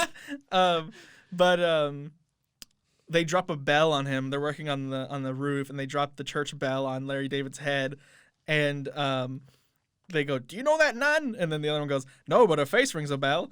And I was like, "That's so good." But like, I genuinely really enjoyed myself watching this movie, and I think it was because now my sense of humor, more than when I watched it as a kid, is more into like goofy slapstick and the kind of plays on words that they do. Like a lot of them in this movie. Yeah, which I really like. Like I remember in a classic Three Stooges episode that like I only watched a part of, there was a really good play on words that I bring up a lot where one of them smells the other one. He goes, "Did you take a bath?" And the other guy goes, "No, why? Is one missing?" It's like, it's just stupid stuff like that I really like. But yeah, this movie, I was really worried because Colin told me, he was like, "I have something to tell you about Three Stooges," or maybe he said about the Farrelly brothers. And I was like, oh no. Because I really like this movie, and I thought he was going to be like, oh yeah, each of the Three Stooges is a convicted pedophile. Wait, don't know. Unconfirmed. Unconfirmed. Allegedly. Just kidding. By us. Yeah. By Jacob not knowing. Not even alleged. Please no one take that clip. I would love to have any of the Three Stooges on the show. We'll have them all. Yeah. Oh my God, a reunion? Oh my God, 10 years later. Oh my God, they're back. They're back. Yeah, and only one of them have I ever seen in anything else. Sean Hayes as Larry. Mm-hmm. I've seen, I think I mentioned Curly. I remember him, and Will Sasso is his name. I remember around the time I watched this, I started watching How I Met Your Mother. He plays like a bouncer at their bar in like 2 episodes or something. And He did look familiar. yeah, because I remember in that one, he like his whole bit is that he wears a toupee and it looks bad and no one tells him, or like everyone like it's like, don't mention the toupee. Yeah. But then like there's a part where someone takes it off and I'm like, why does he look familiar like that? They look a little curly. Bit Curly-esque character. Yeah, my history with this movie is, I can tell you, 10 years ago this weekend, I was in the theater for this movie. Yo. I was definitely in the theater for this movie. I remember seeing the trailers for this and saying, that looks hilarious. Mom, we're going to the movie. Because I call the shots around here. But I remember seeing it and liking it, and I think we owned the DVD maybe. I feel like I remember watching it a lot. Like, I feel like we had 10 DVDs that I'd watch a lot. And I remember liking it, and then I think, because I'm surprised it came out just 10 years ago. It feels like it came out longer. I think that kind of changed my opinion to be like, oh no, it's bad. Mm-hmm. It's officially bad. I have to think it's bad. And watching it, yeah, there's some stuff that has not aged well, at least especially like the Jersey Shore stuff. Maybe now that I'm thinking about it, I'm like, yeah, it's kind of funny. Yeah. Well, but I also saw, I remember it from when I was young, so maybe it's, not as much as if, you're a 40-year-old man watching the Three Stooges. Yeah. Yeah, I think it's funny. I think that stuff's funny in that it's like a time capsule. Yeah. Because seeing that, I was like, oh wow, this is like Jersey Shore ran the airwaves. Yeah. But then I was thinking about it, and I was like, I feel like when Jersey Shore was really big, I was in 5th grade, and so that's the weird thing is because they did this. They filmed it after Jersey Shore had ended. The show was over, or at least the main cast had finished. I had heard, and they brought them back together to shoot them in the Three Stooges movie. Okay, that makes a lot of sense because I was like, I feel like even at this point, Jersey Shore was old. Which I think that if you're 30 or a critic and you're tired of seeing the Jersey Shore, because that kind of took over for a bit. Yeah. And so if you're seeing it in a send up of a beloved 30s comedy routine, then that's gonna be a little annoying. Yeah. But yeah, so I kind of had this connotation in my time, especially when I first was looking at the release calendar for this podcast, and I'm like, we need to start on this, because in my mind, it's a great example of counter programming. You got your horror movies and you got your kind of kids comedy, but also in my head I was like, a good movie and a bad movie. Yeah. But watching it, it was genuinely, there was some jokes that had me kind of crying laughing. It definitely helped watching it with you, because you loved every second of this, it sounded like. I was having so much fun. Because also, for some context, I am in a silent film class right now, and my favorite part of the year was when we did Slapstick, and we got to watch like Keaton and Chaplin, and honestly, I was like, I want the Stuntman React channel to react to this movie because they're doing so many crazy performances. Some crazy stunt performances. Yeah. Like there's like stuff where they drop like someone on a ladder onto 3 other people and it's all in one wide. Yeah, you see it. Yeah. Like I was like, they really did the stuff, which they did their like safety briefing at the end of the movie. It's so weird. It's so awkward. I thought that was so funny. I was like, more movies should do this. Well, I love the joke because there's a joke I never picked up on as a kid because no kid would. I don't know because it's 2 kind of hunky guys coming out and they're like, hello, we're the Farley brothers. And if you've seen the Farley brothers, they do not look like that in the slightest. And so that's a really funny joke, but the rest is just very like, yes, this is a styrofoam hammer. See how funny it is? Like, looks fine now. You add a sound effect. Do not hit other children with a real hammer. Yeah. Man, they should have put that on the actual Three Stooges because when my mom was growing up, my uncle Skipper was a shenaniganizer. Skipper? Yeah. Like a penguin of Madagascar? Yeah. And would watch the Three Stooges. And then the story goes that one time they found him poised over my sleeping mother with a hammer. And they were like, oh my God. They were like, okay, no more Three Stooges for you. That's hilarious. Oh my God. But because he thought it would just go like boing. Go bink. But yeah, this movie kicks ass. Okay, you mentioned your one joke that you remember. Did you have a favorite one this time? Ooh. One that I really liked because it reminded me of the late, great Norm Macdonald, R.I.P., was when they're talking to the guy, Mac, who is in cahoots with Sofia Vergara to try to kill her husband. And he goes, gentlemen, and they all look behind them. Like, it's just like a little thing. It's so funny that they're like, who's he talking to? It can't be us. I really like. That one stood out to me as like a good like wordplay joke. Yeah, my favorite joke was in that same scene. I think you know what it was.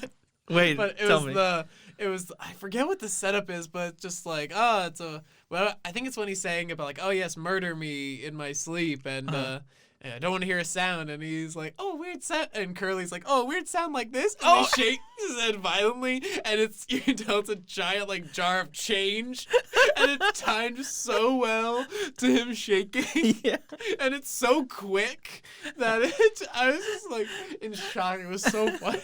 Yeah, that part, it's stuff like that that's so funny because it's like there's no like reason for it to be there, and they just did it, and it's so funny. And it's pure like that's just like pure absurdity. Yeah, it's so good. And like I feel like in this movie, this is like the most studious way anyone has ever talked about the Three Stooges movie from 2012. But like I feel like it honestly is a good blend of like classic slapstick and kind of fast paced like screwball kind of dialogue with more like 2012 type comedy or like more like 2000s type comedy to be more accurate, because like there's the scene where they have like a gunfight, but it's with like baby pee. Oh my God. And like that scene like would never have been in the original Three Stooges. It would have been in a 2005 comedy, PG like a comedy. Ferrell comedy. Yeah, but like I feel like even though like something like that sounds really stupid, like the fact that they go to the extremes that they do, where like Mo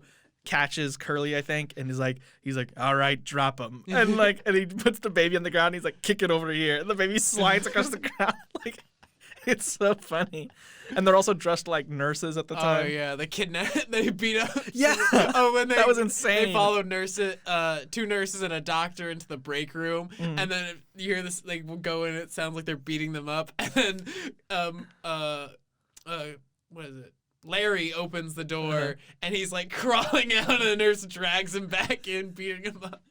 And somehow they still prevail. Also good for them. I feel like the obvious choice would be to make Mo the doctor because he's kind of the ringleader, but it's Larry's the doctor and Mo and Curly are nurses. And that's another great joke is when Curly is dressed as a nurse and the receptionist starts hitting on him at the hospital. And then he comes back. They're trying to do something, and he comes back over to Mo and Larry to report his mission, if it was successful or not. Trying to figure out what room the injured man is in. That Mac, they're trying to murder. And so he comes back to Mo, and he says, and Mo says, "All right, how'd you make out?" And he's supposed to go on a date with the receptionist, and he goes, "I guess we'll find out on Saturday." It's so stupid. All right, we should probably jump back to. We can't just be naming jokes we liked. But yeah, so the movie starts. It gives an origin to the Three Stooges. Yeah. The first person we see on screen is Larry David as a nun. Sister Mangala. First person we see is Larry David. They show up. We see, they get dropped off at an orphanage. They get thrown together. I was gonna ask, because they say later that they just they're not siblings, but it seems like they would be. Yeah, since they're thrown together from a car. Yeah, that's interesting. Unless they're kidnap victims or something. Gotta dispose of these kids. Or if you really wanted to be crazy, since they seem to operate with different powers to everyone else, they could be Hercules sent to Earth kind of. I like to think that they're the old gods that rose at the end of Cabin in the Woods. They are the old gods of comedy, I'll say. But yeah, I actually really like when they're in they're swaddled in the duffel bag. Yeah. And as soon as Larry David opens it, one of them goes boop and pokes him in the eyes. The 2-eye poke. It's so funny. But then we flash forward 10 years. So they're topical. 10, 11 years. Oh, see, they do it too. And they're 10 or 11 living at the orphanage, causing hell. And the wonderful surprise of the actors who play the Three Stooges, because not only. I don't know who plays young Larry. I don't think I recognized him. Yeah. But young Mo is the actor from Booksmart. And he was recently in Licorice Pizza. His name is Skylar Gizondo. I know him because I know you've told me you were writing a movie and had him in mind for roles. So then a family shows up. Oh, yeah. A nice family show up to the orphanage, and the nuns are sick and tired of them, so they hide all the other kids away and just present the Three Stooges to adopt. But another kid shows up. Teddy. Usurper. Interloper. But they go through. They decide not to pick this. They make it seem like they're not going to pick any of the Stooges. And then the dad tells Teddy, I want you to tell your good friend Mo that Mo asks them if they can take home I thought he was going to say his brothers, but it's just his friends. Yeah, his pals. And they decide, we really can't split them up. And so then they drop Mo off and pick Teddy up instead. And Mo is screaming at them, telling, I can live without him. Yeah. Which I think it's a funny gag, and then I don't know, call me crazy.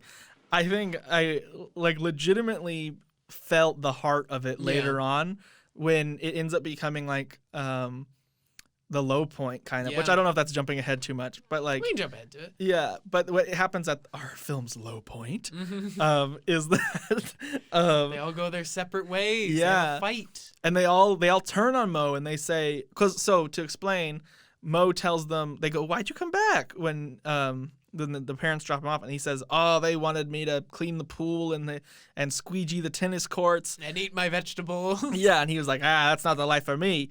And then he says, "Now let's go start a brush fire and whiz it out." But then, so they go on their whole lives believing that Mo turned down riches and fame because he wanted to be lazy, and with them. And so then later on, they all turned their back on Mo, and they said, "Oh, if you had a little more gumption and work ethic, you could have made it. We wouldn't be in the situation we're in. You would have made it." And but he never told them the real reason, and so they turn on. And it's so sad because they turn on Mo, effectively their brother. I felt like they were basically brothers. Yeah, I'm surprised they didn't just go ahead and make them brothers. I agree, especially because like it's directed by two brothers. I felt that love in it. But they go to the dad and they're like, we need money to save the orphanage. And they're like, we're not bums like our brother Mo. And he's like, I never thought Mo was lazy. And the truth comes out, and it's like a sweet moment of like, oh, like the whole time he did it all for them. And I was like, for a stupid like cartoon movie, it was like legitimately sweet. I think because I haven't seen much Three Stooges. I remember watching some like around the time the movie came out.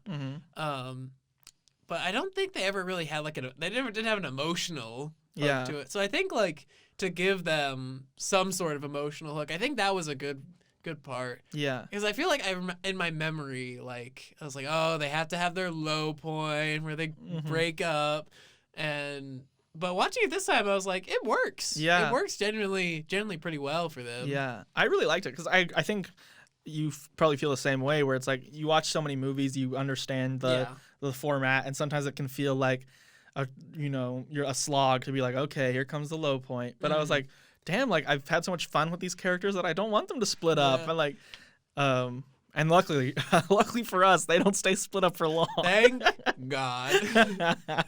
But let's jump back a little bit to the story. Yeah. Because then we jump forward ahead like 25 more years, so they're 35 at this point. And they're still living at the orphanage. They're kind of working as like the repairmen and getting up to some wacky hijinks. Yeah. As you mentioned, they try to fix the bell of the orphanage, and then they pull the do not remove, but they think it's donut remove. And the bell falls and hits Larry David Nunn in the face. But then they get the news that the orphanage has to close. Very much a ripoff of Blues Brothers. I thought the same thing. And we were literally sitting under a Blues Brothers poster as we watched the movie. The Blues Brothers in my living room. They were crying in disgust. But yeah, they have to get $380,000. $830,000. I got mixed up. We're gonna edit that out.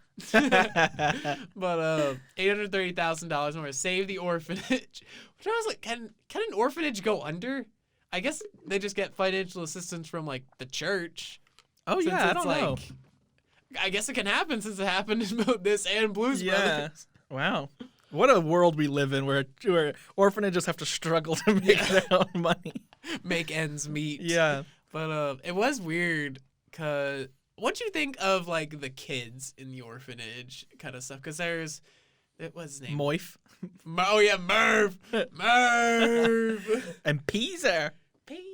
What do you think of them? I don't know if I thought that they were the good Lord have mercy on those kids. Yeah. I think they were probably the weakest part. Yeah, I'd agree. But like they also didn't have a lot to work with. It felt like they came in one scene and were just like, "Oh, you love us." And then they left the whole movie. Yeah, like I don't like that. There's more to her character than just that. And I know Sofia Vergara in real life has done a lot to be like, I'm not just the quote unquote spicy Latina. Exactly. Kind of trope. Yeah. Which I want to make it clear, I think she's great in this movie. I didn't mean to reduce her to just being a pretty lady. Yeah. She is very pretty, but she also I think is genuinely a great villain. I don't know. I think you could have gotten a little. I don't know if I would have seen her in this part. I think they got her because they may have gotten her because she's pretty lady. That's fair, but I think like she did her damnedest. Yeah, and, like, I'd say she was having fun. I guess. Yeah, and I like that because I feel like it's kind of one of those things that's like a blend of the old comedy with the new. Like because it makes sense that Larry David's in this movie, like because he's like a big comedy guy, and like it kind of feels like Mel Brooks would be in this. Sofia Vergara is more like the new world, like Modern Family, 2000s comedy. So I feel like it made sense that she was in it. Like, it felt like for that time, it was like, yeah, it makes perfect sense that she's in it. I will blame this movie though, because I had like kind of a negative connotation with Sofia Vergara for a while, just kind of associating with her. Oh, she just comes in and screams. Oh yeah. It's like I'm Spanish. Which no disrespect to her, because then I saw the movie Chef. I saw the movie like 3 times in theaters. I love Chef. I forgot she was in that. She's in it, and she's so good in it. And because she's able to play like a real person and not just like a screaming person. Yeah, in this she's definitely a cartoon character, but I think it's kind of interesting that she's I want to kill my husband. The femme fatale. Yeah. Also, I think it's just incredible that they were like, what do we do with the Three Stooges? And they were like, make them hitmen. I do love that, because like, we never mentioned the movie's kind of segmented in chapters. They have like it's kind of like classic Three Stooges like title cards, because after they leave the orphanage, we get another title card, and then we just cut straight into Sofia Vergara and her boyfriend in a hotel room, just like, oh, we're gonna kill my husband. It's like such a straight kind of like cut into action.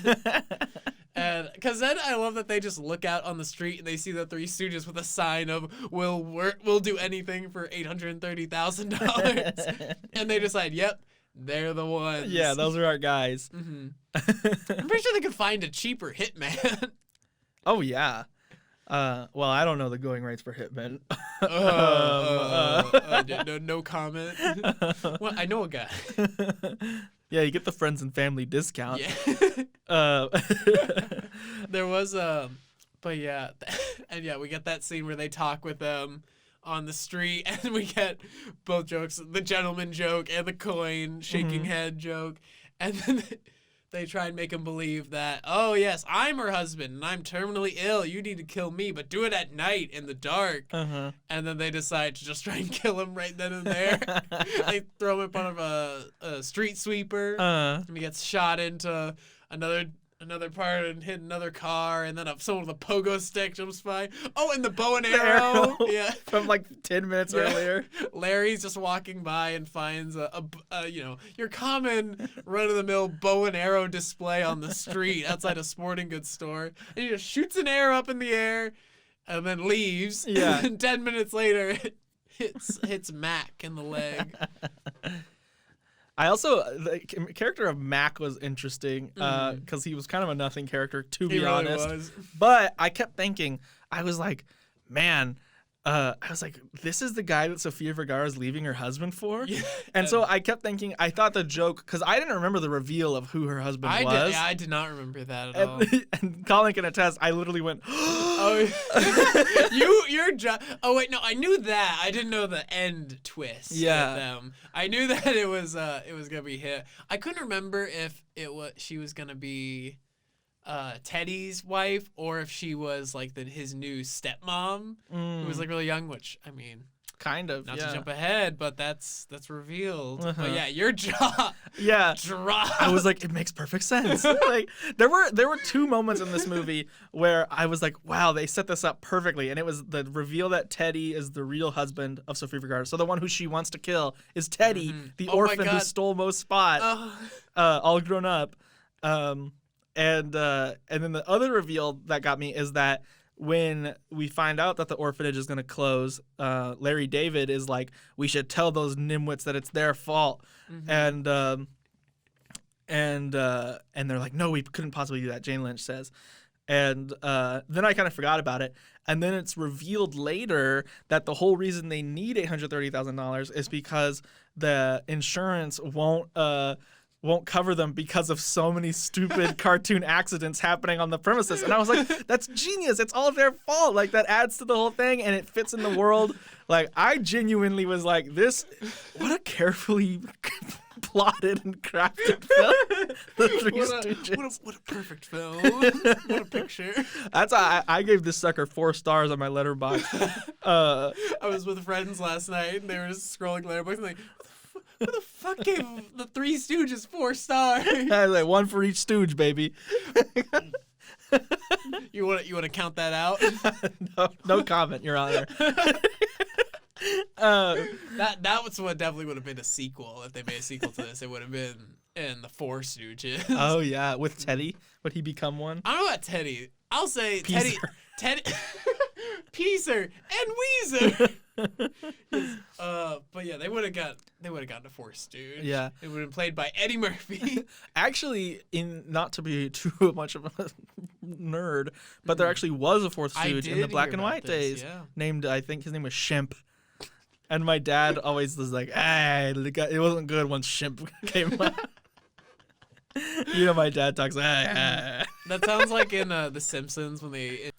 But yeah, what'd you think? What'd you think of the fact that we mentioned it, but the Three Stooges' main goal in this movie is to kill a man, and they don't realize.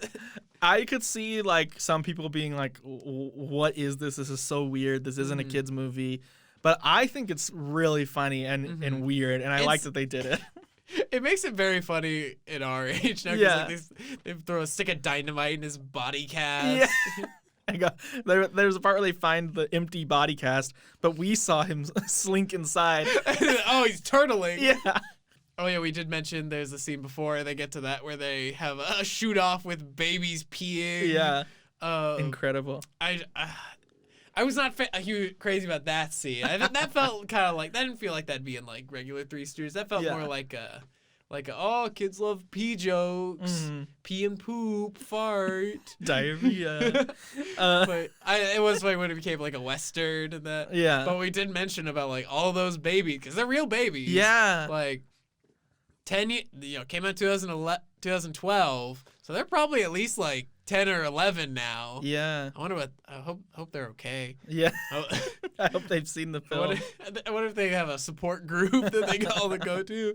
The Three Stooges babies.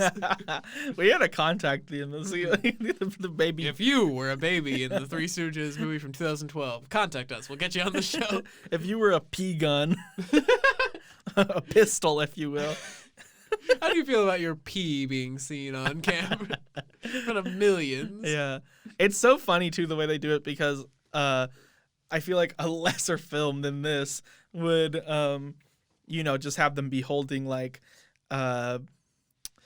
swaddled blanket or something, or like a very obviously dummy like pair of legs or something. But this is them holding actual babies with the pee coming from just below camera. Yeah. It's they so did. funny. I could tell just from knowing like how they do production stuff. Like there's the first shot when like because Curly gets brought in and the thing he's a nurse and it's like, oh, change all the diapers. And because the shot you see of the baby, you just see the hands, and I was like, that's definitely like that baby's dad or something like that. Because I think there was something like The Walking Dead, because like there's like the baby on that show, and I remember seeing like a behind the scenes thing. But so then we get to they escape the hospital because being pursued by all the cops.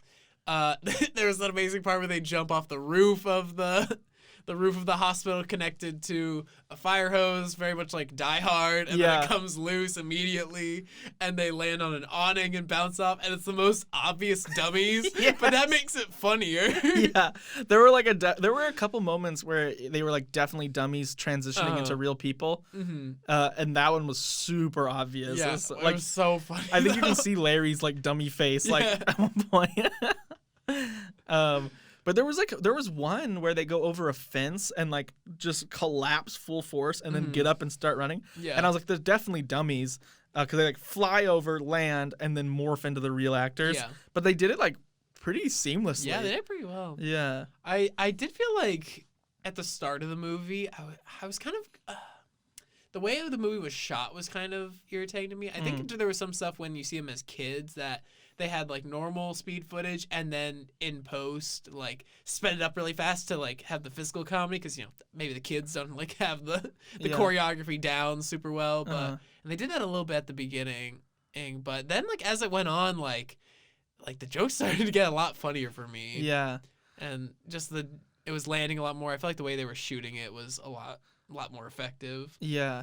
That's really interesting, because like I feel like when they were kids, part of me was like, man, I wish this whole movie was like Three Stooges kids. And then when they became adults, I was like, actually, never mind, this is good. But yeah, that's super interesting. There was some stuff they did where they like changed the speed to try to make it look like old timey footage. Yeah, replicate that kind of undercranked. Yeah. look.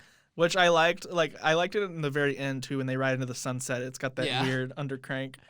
But so they escape, and then they have their They duck into a dark room, and they have their big blow up fight that we mentioned. And that scene, I agree, that was genuinely effective. And I think because they had, I think it was may have been the rule of threes, because they had, I think, 2 scenes before where they're doing like the bit about poking the eyes and blocking it. But this just like, it took it to another level to the point where like, it wasn't as funny for them. Like you could tell they were genuinely angry at each other. And so I think that scene like did work really well, which is a big surprise for me. Yeah, I really liked all the emotional stuff, with the exception of those damn orphans. Yeah, those orphans were definitely shoehorned in. Beezer and Moif. Also, when Moif first showed up, and they were like, "Oh, hiya, Moif," and like, and there was like a girl's voice coming from the window. I was like, I just know this is gonna be Chloe Grace Moretz, and then it was. But I was like, what a role for Chloe Grace Moretz. In that time, are you kidding? Damn, he's getting work. Yeah. He's in a lot of things. Oh God, he's been on a lot of Family Guy. He's done like 20 episodes of. This is crazy. Than the time I found Pizza at the orphanage.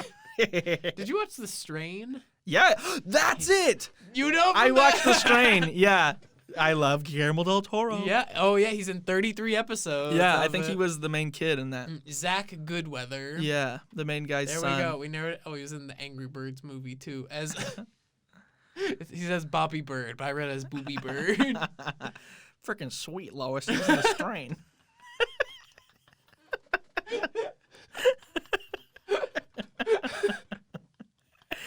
Oh, Peter, this is another strain. Stop talking about Pizza, fat man. Hey, Peter, I think you might want to run away from that strain. Peter. Oh, I already got the strain. Well, we've reached the Family Guy voices portion of the show. This is staying in. But yeah, so they break up. They realize that they've actually been having their big blow up in a black box theater in front of the Jersey Shore producers, who we were wondering who the main producer was because he looked really familiar, and he's the Old Spice guy. Oh yeah. Which was very funny. Another handsome lad. Mm-hmm. Oh, but yeah, they go to the zoo, which that is the weirdest joke. 2 of the weirdest jokes I wrote down when because Larry and Curly are at the zoo, and they've established earlier that there's this angry lion at the zoo, and Sofia Vergara and Mac go to try and kill him because we know they're witnesses, and Mac actually gets put into. She's helping him climb over, and as he does, his foot steps on her breast, and there's a foghorn sound effect. I made that note as well. But there's a foghorn sound effect, but then he gets dropped into the lion exhibit, and that but the lion's on a chain, and so he starts like antagonizing it, and then meanwhile, Larry and Curly throw a peanut into a dolphin's blowhole. Yeah. And then there's a part where they try to give the dolphin like the Heimlich maneuver, and its eyes are like popping out. That was horrifying. Yeah. All the animal stuff is just odd. Yeah. And because then the peanut goes flying out, and it flies across the zoo, and it hits the lion directly in the balls. What you see the balls. You see that lion's balls. And then you see it's a close-up of the lion's eyes, and one of the like vessels fractures. Oh my God, that was horrifying. Have you seen the movie Old Dogs with Robin Williams and John Travolta? That has a very similar scene to this. The whole climax is at a zoo, and they actually get into the gorilla enclosure, and Seth Green ends up getting caught. I think there's an after credit scene, and it's just the gorilla holding Seth Green and is making Seth Green sing to it. I must have heard about that because while I was watching this movie, I kept thinking it was going to be the gorilla. Yeah. So maybe I heard about that down I think the that was grapevine. a big marketing. Yeah. But they're at the zoo. They find out Joe's on the Jersey Shore. I don't remember. Then it gets kind of foggy. That's a lot of plot details. Yeah. They go to the law firm of the guy who adopted Teddy. Amazing. And it's a great joke that I definitely did not notice when watching as a kid, because they go to they're like, which law firm? And there's one called Ditcher, Quicker, and or Ditcher, Quitter, and Hyde. What are the other ones? The main one that they go to is the guy that they're trying to find. His name Mr. Harter, but he belongs to the law office of Kick 'em Harder and Into Groin. They do. So then they realize the truth that Sofia Vergara. Oh, yeah, because when they're at the law office, they realize that Sofia Vergara is Teddy's wife and that she's trying to murder him. It's like, we need to get Mo and save Teddy. And they go to his big birthday celebration at his mansion. And, oh, boy, do some hijinks ensue. Oh, yeah, they come in dressed as the balloon men because they can't get in otherwise. And then promptly give all their balloons to a little girl who starts floating away. And then you see a shotgun over over the outdoor fireplace in the back. And both of us were like, that better come into play. Yeah. And then they go, look, a balloon popper. And they're like, are you crazy? Don't you know anything about gun safety? You can't shoot that little girl. And then they accidentally like, that's what happens is he goes to bop one of the other Stooges with the gun, but then it goes off and shoots the balloons down. Shoots the balloons and the girl falls into the cake, and there's a French chef who's, oh no, my cake! Ah, mon Dieu. And then she goes, that was awesome! Because I feel like every movie back in the day. Every movie. That's definitely not all the Diary of a Wimpy Kid. Yeah, someone would like eat shit off a pogo stick and then be like, can we do that again? That was awesome! Yeah. Oh my gosh. But yeah, so then we find out Teddy realized that Sofia Vergara is trying to kill him, but then his dad comes in with a gun, and they're like, Dad, you're here to save us. And then you realize that Sofia Vergara wanted to kill Teddy so she could be with his dad. Yeah, which makes way more sense because the dad is better looking than Mac and his son. Both of them, definitely. Because I kept thinking, I was like, why would she ever leave Teddy for this guy? Yeah. The one thing that's interesting, because then, like, they take him in a car. They say they're gonna go murder him, but then the car drives off into a lake, and they all have to. Oh yeah. Curly, they're about to drown, and Curly farts in the last gasp of air they all have, and Mo, I do like they're like, do we have any fire? And Larry's like, all I have are these waterproof matches. And then he lights it, explodes, they all get out. Yeah. The cops come, they arrest Sofia Vergara and the dad and Mac, and then they're like, Teddy, you have all this money. You can save the orphanage. And then he's like, I can do anything for y'all. And they ask him for the money, and he says, no. Which, he's very right. Like, the people, the nuns gave him to a sadistic murderer who slept with his wife and tried to murder him. Like, it's true. And he said, like, his life was hell, like, growing up. Yeah, he got shipped off to a military school. And so he's like, I can't support those women. Like, I love those kids. And, like, he's so right. But then they just don't address that again, because then they have to have the happy orphans and True.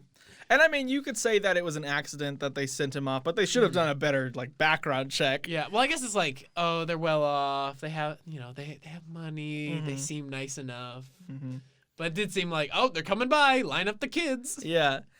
Yeah, and then it ends up happy ending that which is what I actually, as I was watching it, I was like he's got to be making bank. The nuns versus nitwits. Yeah, that's it. Yeah. At an orphanage, I guess. Yeah. And Peezer is reunited with Weezer. I don't even think we said that. It's such an afterthought about oh yeah, my brother was he got sent to a foster home. I think that's because the thread is like, oh, if the orphanage closes, they have to go to foster homes, which I guess are all horrible. Yeah, I think it's Moif who says But yeah, oh, and we can't forget the very 2012 music choice. Oh yeah. When they decide they're gonna leave to save the orphanage, and when they return to the orphanage, and it plays that song that no one knows the title of. Yeah. Take me to your best friend's house. Yeah. Around and out. Oh yeah. And that is the most 2012 song Absolutely. they could have had. The music choices throughout this movie were strange. Yeah. Like sometimes it would be like kind of, seemed like they were trying to do something more fitting with some like kind of jazzy stuff, or like kind of what do you call that, ragtime? Yeah. But then it's just like a lot of weird like 2012 music. Very strange. That to me feels like the studio or whoever was like, we got to put some bops in here. Yeah. I feel like the Farrelly brothers weren't like, let me get that show-stopping crowd pleaser in here. Yeah, my classic Three Stooges music. Take me to your best friend's house. So that was a big shock from me. But so then they're at the orphanage. It's now completely redone, super nice, has a swimming pool and tennis courts and everything, mini golf course, and Teddy has now arrived with his new wife, I guess. Oh yeah. Who they kind of set up as like the dad's receptionist, but in like one scene. But and she literally just goes, "Oh, that's Teddy's wife. Whoever. She's one lucky lady." Yeah. She talks like Velma. Yeah. But the nun who's Jane Lynch, I don't even think we mentioned. Oh yeah. Who is pretty funny in the movie. But she says like, "Gather around, children. I have wonderful news. The Lord in all his wisdom has decided to leave Teddy's new wife barren." I forgot about that. So now they're here to adopt a child, and they adopt Murph, they adopt Peaser, and they adopt Weezer. They already sprung Weezer from the foster home. Yeah. And I think the Stooges try to put themselves up. Oh yeah, they do, because they're used to it. 30 years old. I think 35 by the math in the movie. They look a lot older than that. Yeah, what a banger. And then why do they run off? Oh, they knock Larry David Nunn into the pool or something. Why do they run off at the end? Oh yeah, why do they run off at the end? Sorry, I was leaning away from the mic. I think they do just they knock over the diving board. Yeah, they and do. Hit, Larry David, and so they run away. They comedically jump over a tall hedge and land on horses perfectly. Which that's a funny visual of them just like flying in and then stopping perfectly on the horse. And then they gallop off at strange old timey speed. But then we get that message from the Farrelly brothers. Yeah, so good. I genuinely really like that. Like I know that's like a joke for no one, but I think it's so funny. I like that. It's definitely it's the most dry part of the movie. Yeah, of just like kids don't kill each other. I was actually just watching. I was trying to find a way to plug this. I watched a movie last night called The Great Yokai War at Weird Wednesday at the Draft House, and it's by my beloved Alamo Draft House. Yeah, shout out one time. Sponsor us. By my beloved Takashi Miike. And there's a part where like all these fantastical Japanese folklore creatures are literally holding onto the wing of like a jetliner and soaring through the air, and then it freeze frames on like this really unflattering image and then says, "Don't try this at home, kids." That's like a 1/3 batting average.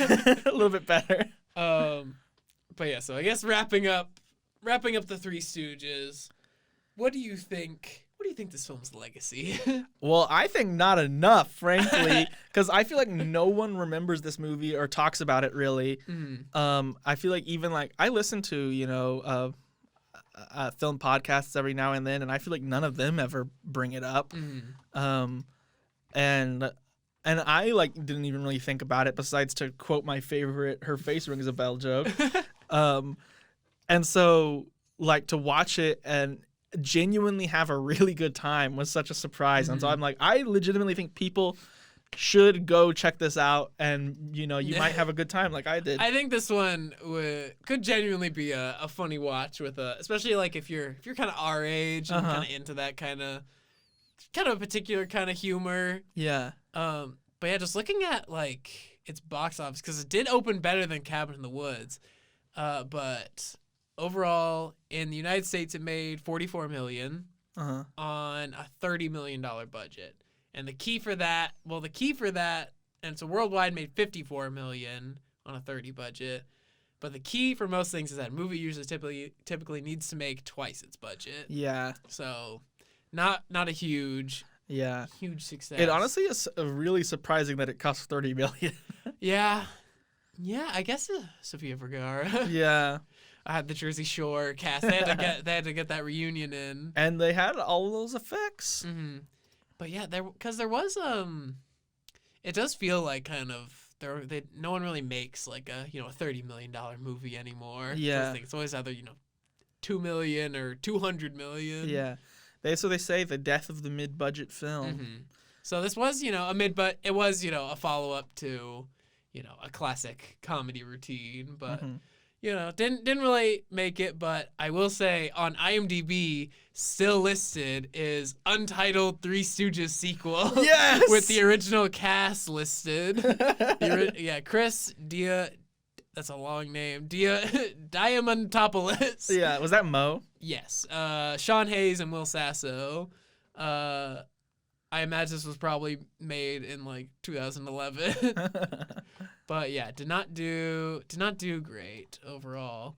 And yeah, I think critically people looked at it as like kind of the same as people probably looked at like cuz kind of Sonic originally when it came out.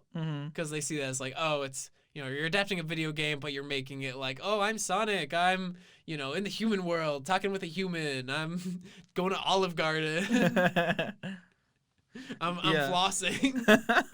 It's kind of that. It's like, oh, the Three Stooges. There are some jokes where it's like, oh, they see an iPhone and they think that it's an iPhone. Like jokes like that, I think were like could have just been cut completely. Yeah, the strength is definitely the like play on words and slapstick, which is what the Three Stooges always had going for them.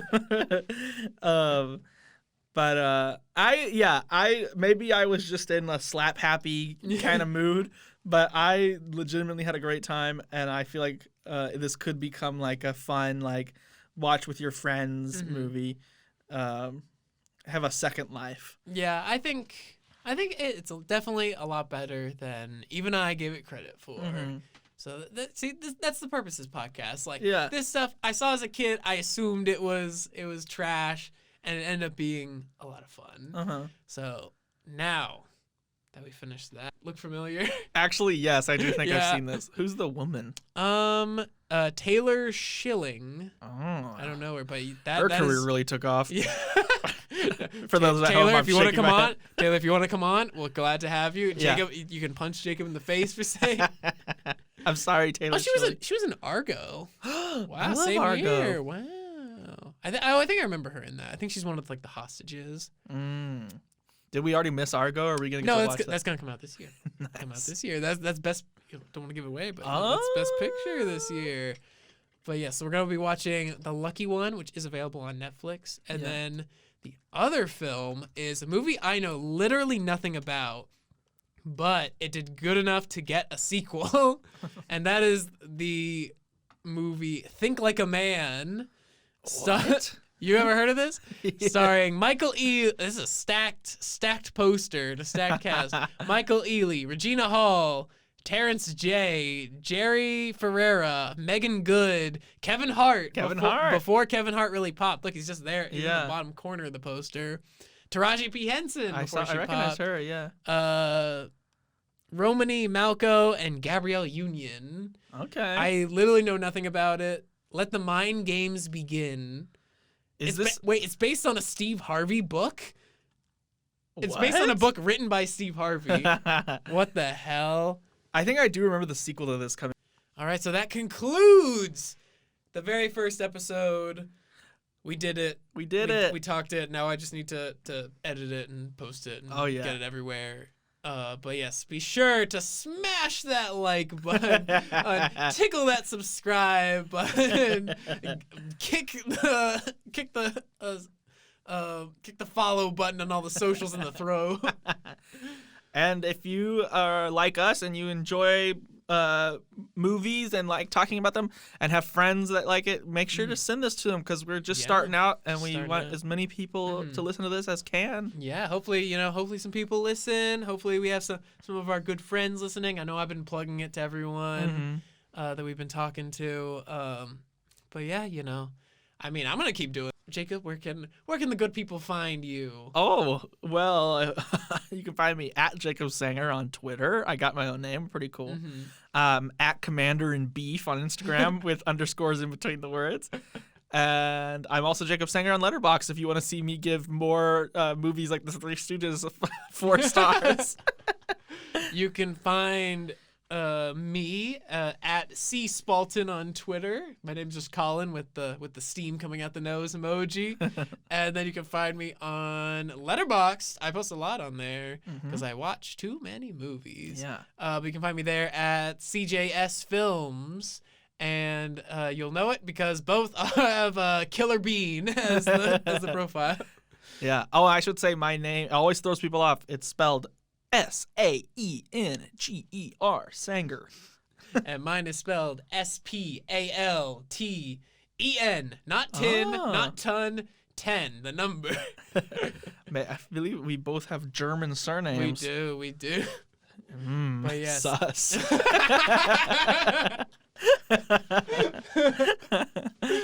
But yes, thank you so much for listening. We'll see you next time. Yes. Keep watching movies. We'll see you next time when we flashback. It's like, woo. There should be like a flashback noise. It's like, we will what we want.